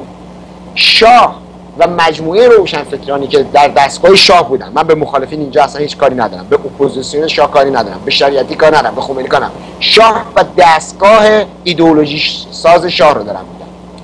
اینها یک کارهایی میکردن با یک نیتی، اما اون اعمال اونها یک پیامدهای ناخواسته ای داشت که اونها اصلا نمیتونستن اون رو تشخیص بدن. اونها هم انسان بودن، موجه خدا که نبود شاه که. شاه نمیخواست، شاه و ملکه و روشنفکراش نمیخواستن و نمیدانستن. توجه بکنید، من اینو تاکید میکنم، نه میدانستن اون کاری که میکنن به کجا ختم میشه و نه میخواستن که به انقلاب اسلامی ختم بشه، نه میخواستن و نه میتوانستن. اما شد. در واقع به تعبیری که من تو اون جلسات داشتم، شاه، ملکه، رسانه های اونها و روشنفکری که تو دستگاه به کار گرفته بودن حساب بانکی آیت الله خمینی و دکتر شریعتی رو پر میکردن، بستری رو آماده میکردن که اونا توش دونه بچینن، حاصلش به سود اونا بود. به یک تعبیر میتونیم بگیم شاه و ملکه رهبر انقلاب اسلامی بودن، به این معنای خاصی که دارم میگم. اونها یک فضایی درست کردن. ببینید تصویری که میدادن این بود. خود شاه ببینید حتی تو کتاب پاسخ به تاریخ هم اینو میگه اسلام دین رحمته، دین عشقه، دین عطوفته، دین برابریه، دین آزادیه، دین عدالته. این تصویری که پادشاه کشور از اسلام بهش میداد، تمام خوبی ها و محاسن این عالم رو شاه میگفت اسلام داره. من نمیخوام بگم نداره ها، ما الان بحث داوری ارزش شناختی نمی کنیم، من دارم میگم این تصویری که شاه از اسلام میداد تو تمام کتابات، تمام نوشته‌هاش، و بعد میگفت معجزه واقعیت داره. به خانم اوریانا فالشی میگفت تو بیدین هستی و بقیه هم نمیفهمن. تو همون مصاحبه شما چون آدمی نیستید، ایمان ندارید، نمیفهمید. واقعا من از اسب افتادم، همه گفتم مرد، حضرت عباس وسط راه منو گرفت و منو نجات داد. من داشتم از تب میمردم، امام رضا منو نجات داد. فلان جا امام زمان رو دیدم، منو نجات داد. و میگه اینا رو من ایمان دارم بهش، اینا رویاهای منه، اینا معجزات منه. اینا رو شاه گفته، نه یک بار، 100 بار گفته اینا رو. خب شما ببینید این پادشاه کشوری هستش که دارن میگن این پادشاه ضد اسلام بوده. کجا این پادشاه ضد اسلام بوده؟ اصلا ضد اسلام نبوده. به یک نوع اسلام خاصی اعتقاد داشته، یک کارهایی میکرده. مهمترین چیزی که در ذهن شاه بود، خطری که بود، خطر اتحاد جماهیر شوروی. دائما هم آمریکایی‌ها رو از این میترسون. میگفت آمریکا به آمریکایی‌ها، به رؤسای جمهوری آمریکا تمام اسنادش منتشر شده است. میگفت شوروی میخواد ایرانو بگیره، به خلیج فارس راه پیدا کنه، نوکراش هم در ایران این کمونیست‌ها هستن، حزب توده هستن توسط ایران. بعد شاه نگاه میکرد به مجاهدین خلق و به این گروه ها، میگفت اینا هم مارکسیستای اسلامی هستن. خطر برای شاه کمونیسم بود، اتحاد جماهیر شوروی بود. یکی از منابع در دسترسی که شاه احساس میکردش با اون میتونه جلوی کمونیسم، ایدئولوژی کمونیسم و اتحاد شوروی بیسته، اسلام بود، تشیع بود. لذا تو رادیو شما میبینید که آقای فلسفی رو میآوردن میذاشتن صحبت بکنه، آقای راشد رو میآوردن میذاشتن صحبت بکنه، آقای حلبی رئیس انجمن حجتیه رو در سراسر ایران بهش امکانات میدادن، سرویس میدادن. شخص شاه میگفت این کارو بکنید، ساواک بهش امکانات میدادش و اینا چیزی نبودش که سیستم بیرناسی. به حسینی ارشاد موقعی که آقای مطهری اینا رفتن با آقای میناچی اینا اجازه بگیرن، ساواک و تمام مقامات حکومتی اجازه دادن و به حسینی ارشاد اجازه دادن تا سال 52 کار بکنه. بعد مراجع تقلید همه فشار آوردن به شاه و به ساواک که باید این حسینی ارشاد تعطیل بشه، شریعتی ضد دین، شریعتی سنی، شریعتی داره اسلامو نابود میکنه. این طرف دیگه هم شاه رسید به این که شریعتی اسلامی که داره تبلیغ میکنه اسلام مارکسیستی است، قاطع وایساد که بعد تعطیل بکنن. یعنی حسینی ارشاد تا جایی تحمل شد که شاه به این نرسیده بود که اسلامی که شریعتی داره تبلیغ میکنه مارکسیسم اسلامیه. لذا در نامه‌نگاری‌هایی که منتشر شده مال نصیری رئیس ساواک به شاه نوشته که الان کارو بکنیم، شاه میگه نه، اینجا حسینی ارشاد مرکز مارکسیسم اسلامیه، باید اینا تنبیه بشن. شاه پس دشمن اصلیش مارکسیسم بود، دشمن اصلیش ترسش از اتحاد شوروی بود، اونم نیاز به ایدئولوژی داشت، به یه نوع ایرانیت داشت. شاه میگفتش، اینو آموخته بود، بهش یاد داده بودن که تشیع اسلام ایرانی هستش. از این منبع ما میتونیم استفاده بکنیم در مقابل مارکسیسم. منتها اون اسلامی که شاه میگفت، چند بار تکرار کردم، اسلامی که آقای سید حسین نصر میساختش برای اون میساخت و تبلیغشو میکرد و شاه ازش استفاده میکرد، یا هانری کوربن میگفت یک نوع اسلام عرفانی اخلاقی بودش، نه اسلامی که قرار بوده بیاد ولی فقیه در رأسش قرار بگیره و حکومت بکنه. اما پیامد ناخواسته اعمال رفتار شاه، ملکه و کل اون روشنفکران اون سیستم چیزی جز انقلاب اسلامی نمیتونست باشه. اونها نمیخواستن انقلاب اسلامی بشه در ایران، اونها نمیخواستن رژیم شاه سرنگون بشه، شاه که نمیخواست رژیم خودش رو سرنگون بکنه. اما کاری که شاه کرد پیامد ناخواستش این بود، مجموعه روشنفکری ما ناخواسته، روشنفکری حکومتی رو میگم، روشنفکری غیر حکومتی اتفاقا خواسته این کارو میکرد. در دهه 40 و دهه 50 کل روشنفکری ما، روشنفکری ضد حکومتی، دیسکورسش رفت این که رژیم شاه اصلاح ناپذیره، هیچ راهی جز این نیستش که شاه سرنگون بشه.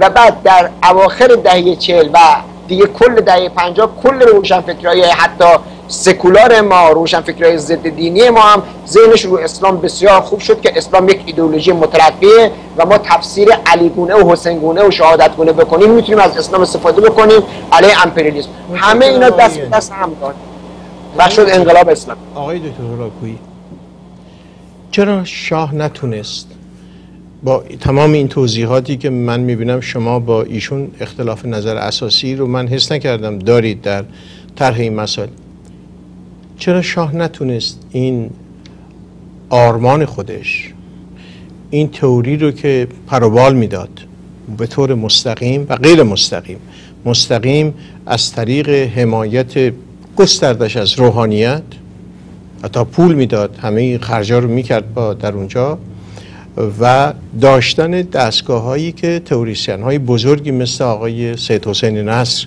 در کنارش بودن، باهاش کار میکردن، و غیر مستقیم حتی از طریق شریعتی و حسینیه ارشاد و اون چه که در دوران شروع کار حسینیه ارشاد اتفاق افتاد و سخنرانی های آقای شریعتی.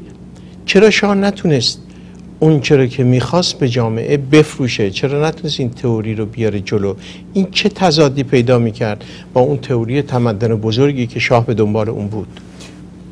ببینید دو سه تا نکته اینجا مطرح است. مورد اول این هست که شما حرکت‌های اجتماعی رو بر اساس یک علت یا حتی دو سه علت اصلا نمیتونید توجیه کنید و بعداً نقش آنچنانی جز در موارد حساس و خاص، اونم در یه زمینه‌های محدود، یه حادثه و دو تا حادثه نداره. درست است که شاید ما یا حداقل جناب گنجی و من به این نتیجه یا گفتگوی ما این چنین برداشتی رو موجب میشه که ما با مسئله نگاه متفاوت افراد با از اسلام روبرو بودیم، ولی اگر به همین جا خاتمه پیدا میکرد یک گفتگوی حوزه‌ای و مکتبی بود که شما اسلام رو این گونه میبینید، دیگری اسلام رو نوع دیگری میبینه.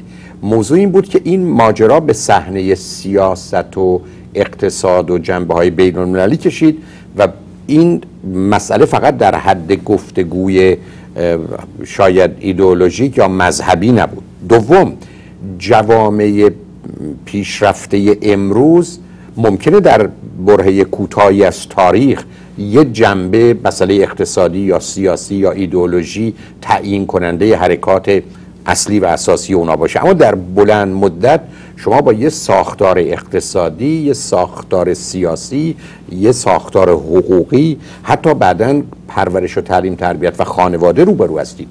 جامعه ایران درگیر یه تغییرات و دگرگونی هایی بود در صحنه اقتصاد، در صحنه حقوقی، در صحنه سیاست، حتی در چارچوب مسئله فرض کنید زنان. من مطلبی که در ایران نوشتم درباره انقلاب و جمعیت، یعنی Population and Revolution، بحث من این بود که شما 500,000 دانشجوی پشت در دانشگاه و کنکور دارید. من اون سال 75 که تا حدودی درگیر این کار بودم 34,000 نفر پذیرفته شدن، بیش از 503,000 نفر داوطلب ورود به دانشگاه بودن. خب شما بر اساس حتی یه تجزیه و تحلیل سطحی مارکسیستی ارتش ذخیره لومین پرولتاریا رو حتی دارید، 400,000 دانشجو، اونم در یه جامعه‌ای که اینکه شما نتونید برید دانشگاه چون تنها طریقه رشد شما مسئله دانشگاه و مدرک بود، یعنی پایان زندگیتون بود، یعنی اون ابواب سوشال موبیلیتی بود که به هم میخ. از جانب دیگه به یک بار ظرف 10 سال بیش از 700,000، یعنی تقریبا سالی 70,000 افراد از جاهای مختلف و روستاهای ایران به تهران آمده بودند و در داخل شهر و دوربر شهر ساکن شده بودند. این 700,000 نفر تعلقی به اون جامعه نداشتن، حتی مشکل زبان برخی از اوقات داشتن، آداب و رسوم و مراسم و مناسک رو که اصلا رها کنید و در نتیجه شما از یه طرف فرض کنید ظرف 10 سال قبل از انقلاب 700,000 تا کارگر کم سواد رو و کم مهارت رو اونجا داشتید، از این طرف 400-500,000 تا دانشجوی پشت در دانشگاه داشتید. نتیجتاً یک اشکال کوچک زمینی رو فراهم میکنه برای انفجار بزرگ و وقتی هم که این سیستم ها به راه افتادن به صورت فزاینده و کیومولاتیو، شما مانش نمیتونید باشید. جناب گنجی اشاره به رفتار جمعی کردن. ویژگی رفتار جمعی سرایت اجتماعی است، تقلید، تلقین و حالت خود به خودی و خودجوششه و به همین جاست که پیش بینی دگرگونی های اون به این سادگی ها صورت نمیگیره. جهت و هدف های کلی رو میشه مشخص کرد، ولی اینکه امروز و فردا چه میکنه، مثل که فردا شما به بانک تشریف برید یا نمیبرید من نمیدونم، ولی من میدونم مثلا 1.5% مردم امریکا فردا به بانک مراجعه میکنن. بنابراین درصدا ثابت میمونن. بر اساس درصدا و بحث جامعه شناسی شما میتونید مطالب مطرح کنید، ولی این گفتگو رو شما در چارچوب فردی نمیتونید بکنید.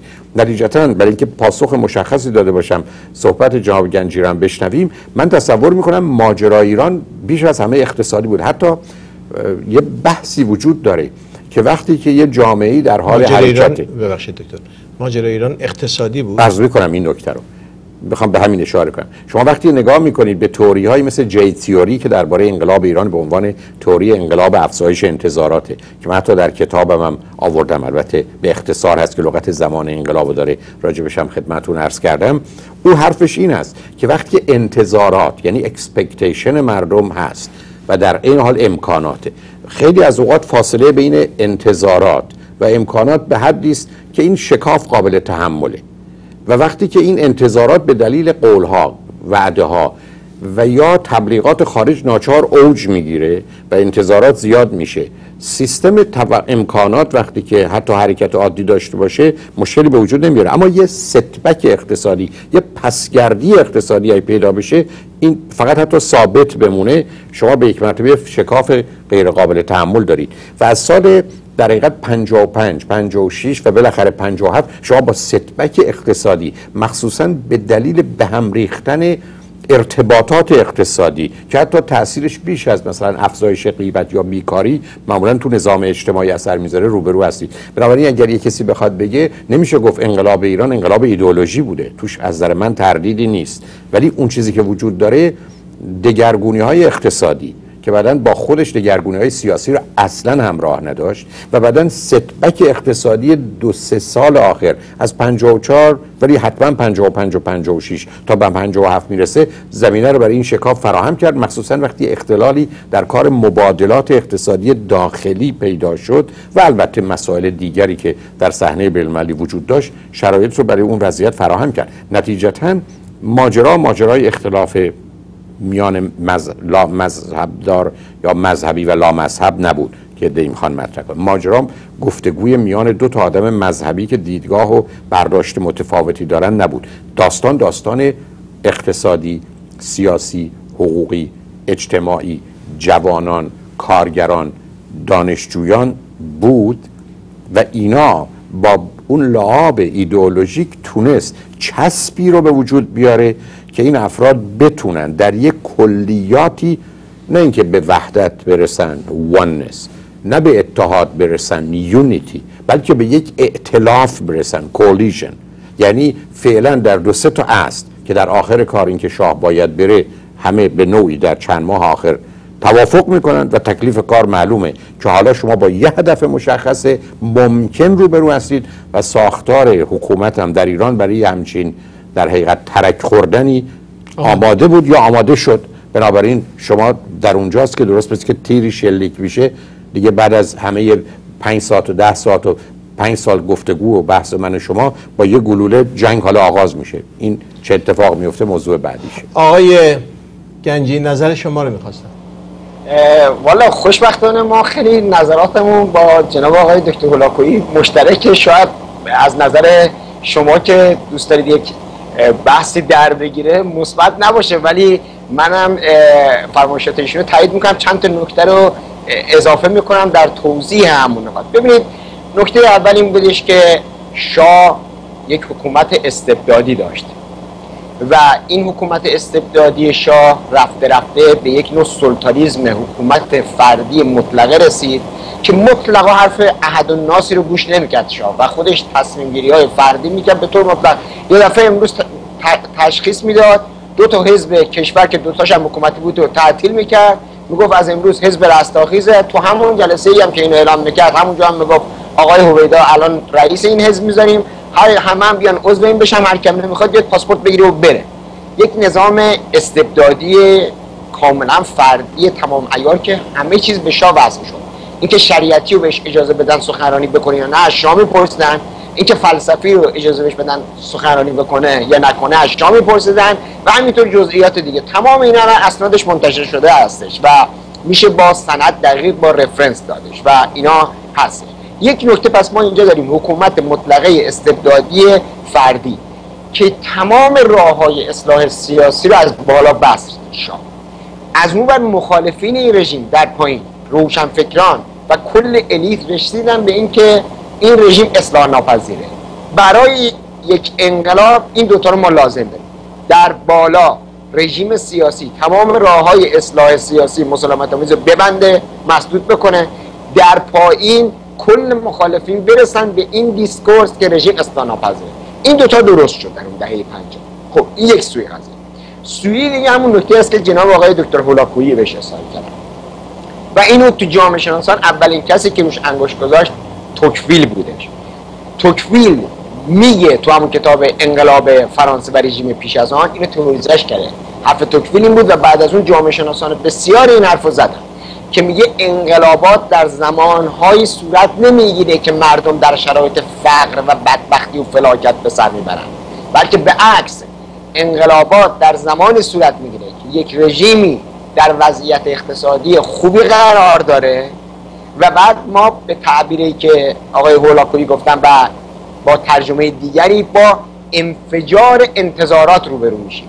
یعنی جامعه به صورت تصاعدی انتظاراتش میره بالا و رژیم یک نمیتونه اون انتظارات رو برآورده بکنه، دو یه جای ایست میکنه یا رو به عقب میره. رژیم شاه در دهه 50 دهه 40 یک رشد اقتصادی بسیار بالایی رو داشت، درآمد سرانه ایران بسیار بالا رفت در این 2 دهه تا سال 55 اونجا یافه ایست کرد. در این سرعتی که این رشد اقتصادی داشت میرفت بالا، ما رژیم مواجه شد با انقلاب انفجار انتظارات که رژیم مطلقا توان پاسخگویی به این نداشت. این یک نکته مهم که تایید میکنه فرمایشات آقای هولاکویی رو که اینو جامعه شناسان بسیاری روش انگشت گذاشتن که شما یک تعارضی اینجا میبینید بین توانایی رژیم در برآورده کردن انتظارات مردم و رشد تصاعدی انتظارات مردم به صورت انقلابی، و دو مهمتر ناسازگاری بین توسعه اقتصادی و سرکوب سیاسی. عموم دیکتاتوری ها رژیم شاه و همین رژیم جمهوری اسلامی، الان شما نگاه بکنید دائما آقای خامنه‌ای میگه عدالت اجتماعی داشته باشیم، کشور باید به لحاظ اقتصادی توسعه پیدا بکنه، اما شدیدترین سرکوب سیاسی میکنه. این دو تا با هم تعارض داره. شما نمیتونید آزادی سازی اقتصادی بکنید، رشد اقتصادی داشته باشید و بعد مردم رو سرکوب سیاسی بکنید بگید بهتون آزادی سیاسی نمیدین. تمام کسانی که تو دهه 50 با شاه، تمام اینا مستنداتش وجود داره، صحبت میکردن که تو باید آزاد سازی سیاسی هم انجام بکنی، شاه زیر بار نمیرفت. موقعی که قبول کرد که دیگه کار از کار گذشته بود، یعنی موقعی شاه صدای مردم رو شنید که دیگه مردم صدای شاه رو نمیشنیدن. الان هم همین مشکل ما داریم، خامنه‌ای صدای مردم رو نمیشنوه. موقعی خامنه‌ای صدای مردم رو خواهد شنید که مردم دیگه صدای اون رو نمیشنون.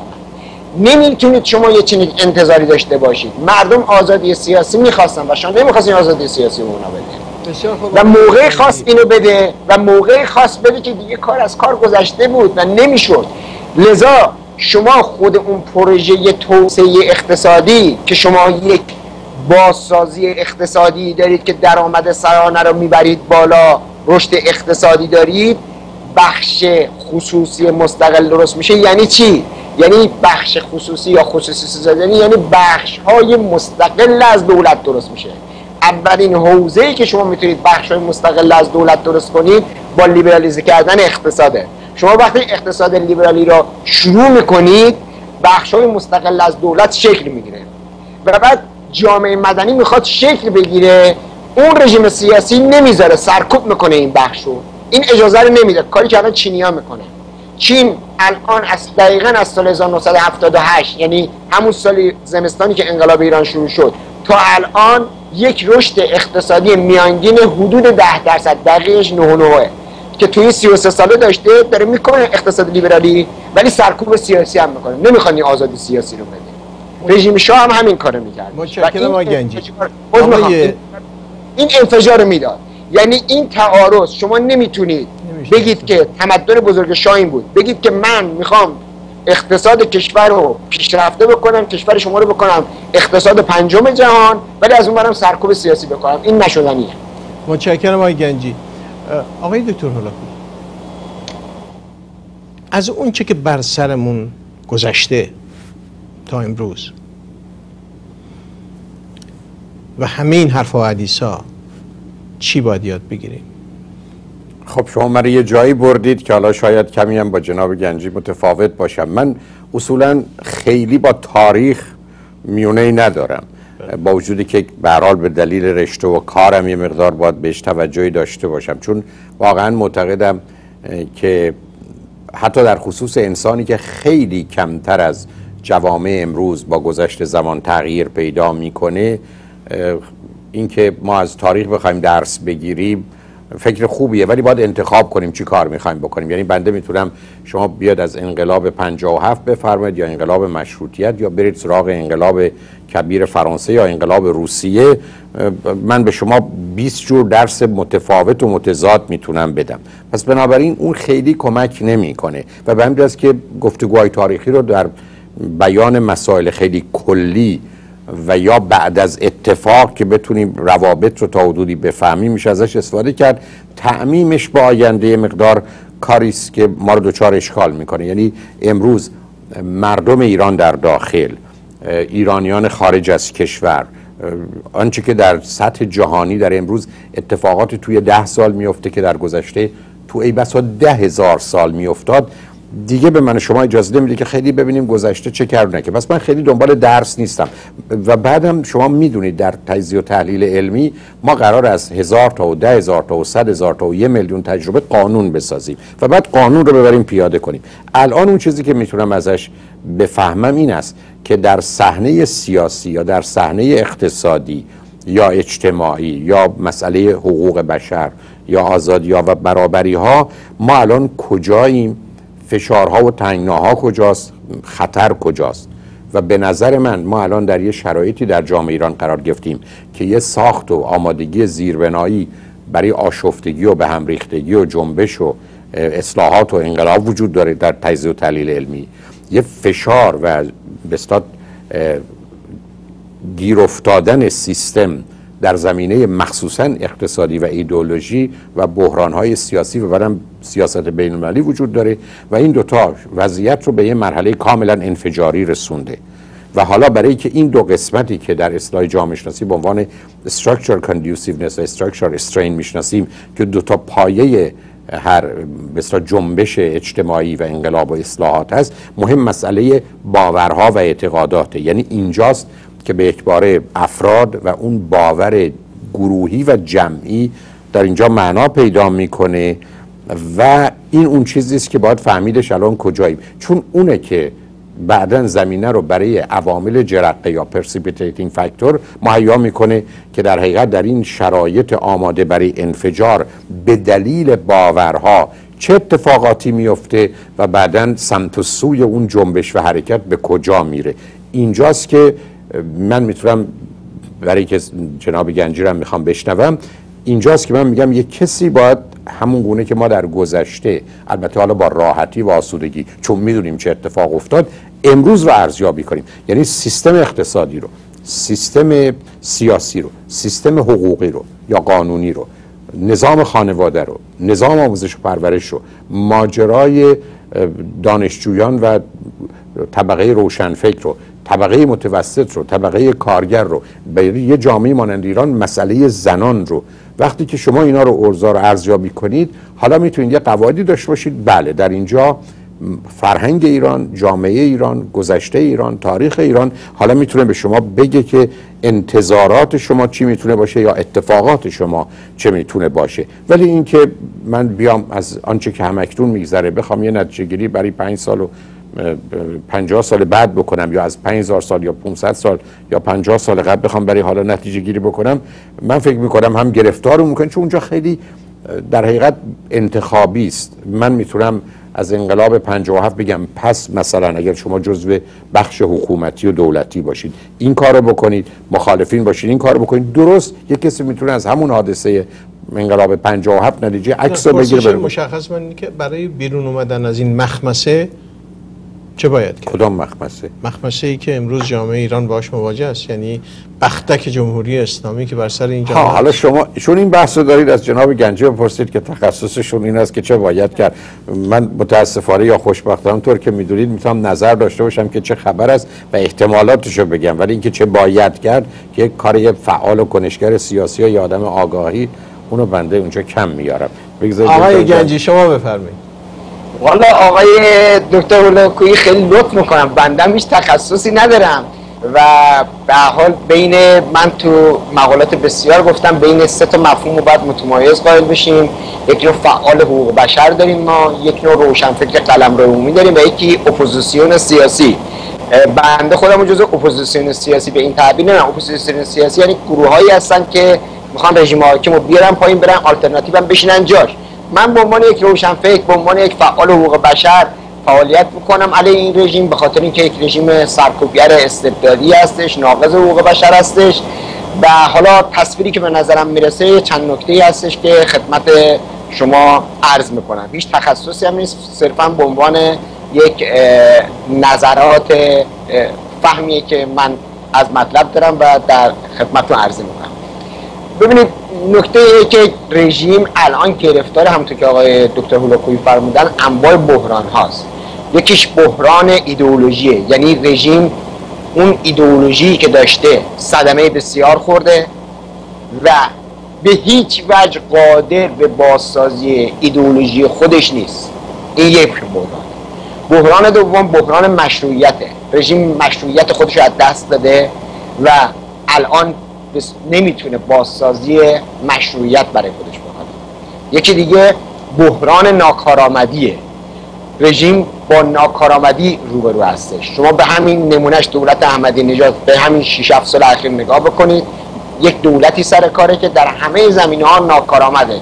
بیشترین درآمد ارزی نفت رو در این دوره ما داشتیم، در این دوره این آقا، و شما وضع اقتصادی کشور رو میتونید ببینید. یکی دیگه از بحران‌های ما بحران بین‌المللیه که الان ایران با جهان غرب، دولت‌های غربی و تو منطقه با دولت‌های عربی و با اسرائیل به یک مرحله حادی رسیده. انواع و اقسام تحریم‌های اقتصادی شدید بر ایران وضع شده و اینا باز هم تشدید خواهد شد و کشور ما با خطر حمله نظامی مواجه هستش که خطرش هم کم نیست، خیلی هم بتونه بالا باشه. یک چنین وضعیتی الان کشور ما قرار داره. این یک طرف قضیه. یک طرف دیگه قضیه اینه که سطح توسعه اجتماعی مردم ما، اون وضعیت رژیم بود گفتم، این بر الان دارم به مردم میپردازم. سطح توسعه اجتماعی مردم ما در این 33 سال گذشته بسیار رشد کرده جامعه.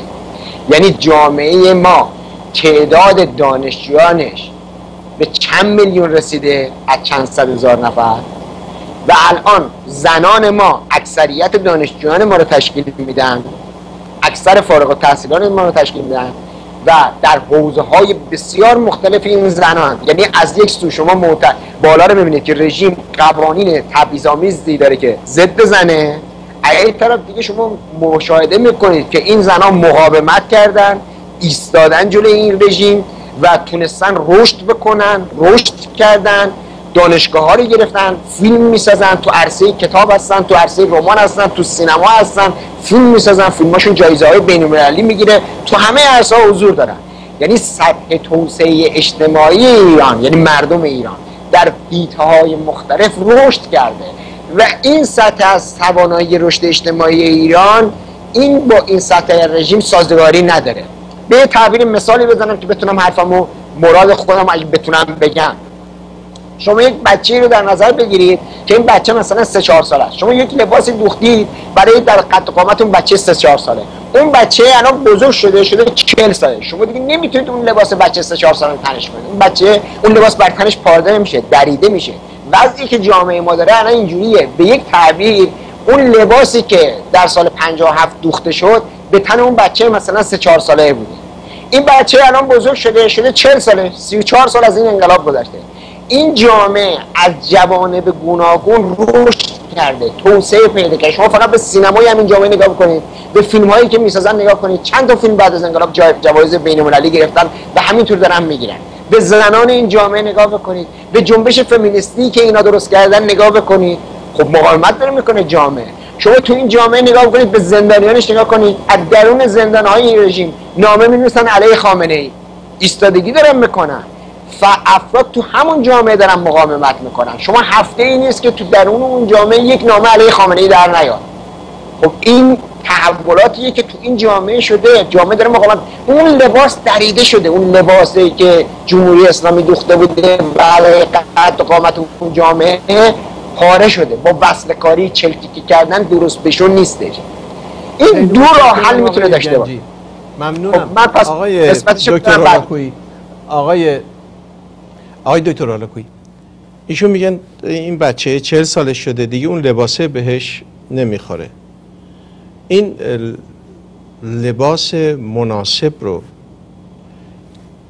چه خیاطی باید برای این مرد 40 ساله امروز بدوزه و شما به عنوان یه جامعه شناس توی افق چه میبینید؟ چون به هر حال شما از طریق نگاه کردن دقیق‌تر به جامعه به عنوان یک کسی که متخصص جامعه شناسی هستید، شما میفرمایید که 2 سال قبل از انقلاب اسلامی پیش بینی کردید انقلاب داره میاد. قاعدتاً در جامعه شناسی پیش بینی نمی کنند، ولی شما کردید، در کتابتون هم اشاره کردید آمده. حالا چطور هیچ صبر کنید. اولا اگر در جامعه شناسی شما پیش بینی نکنید پس معلوم علمی ندارید.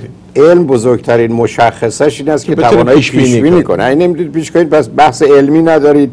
اینکه احتمالات مختلف رو با درصدهای متفاوت مطرح کنید کارتونه و الا من نگاه شما رو میخوام.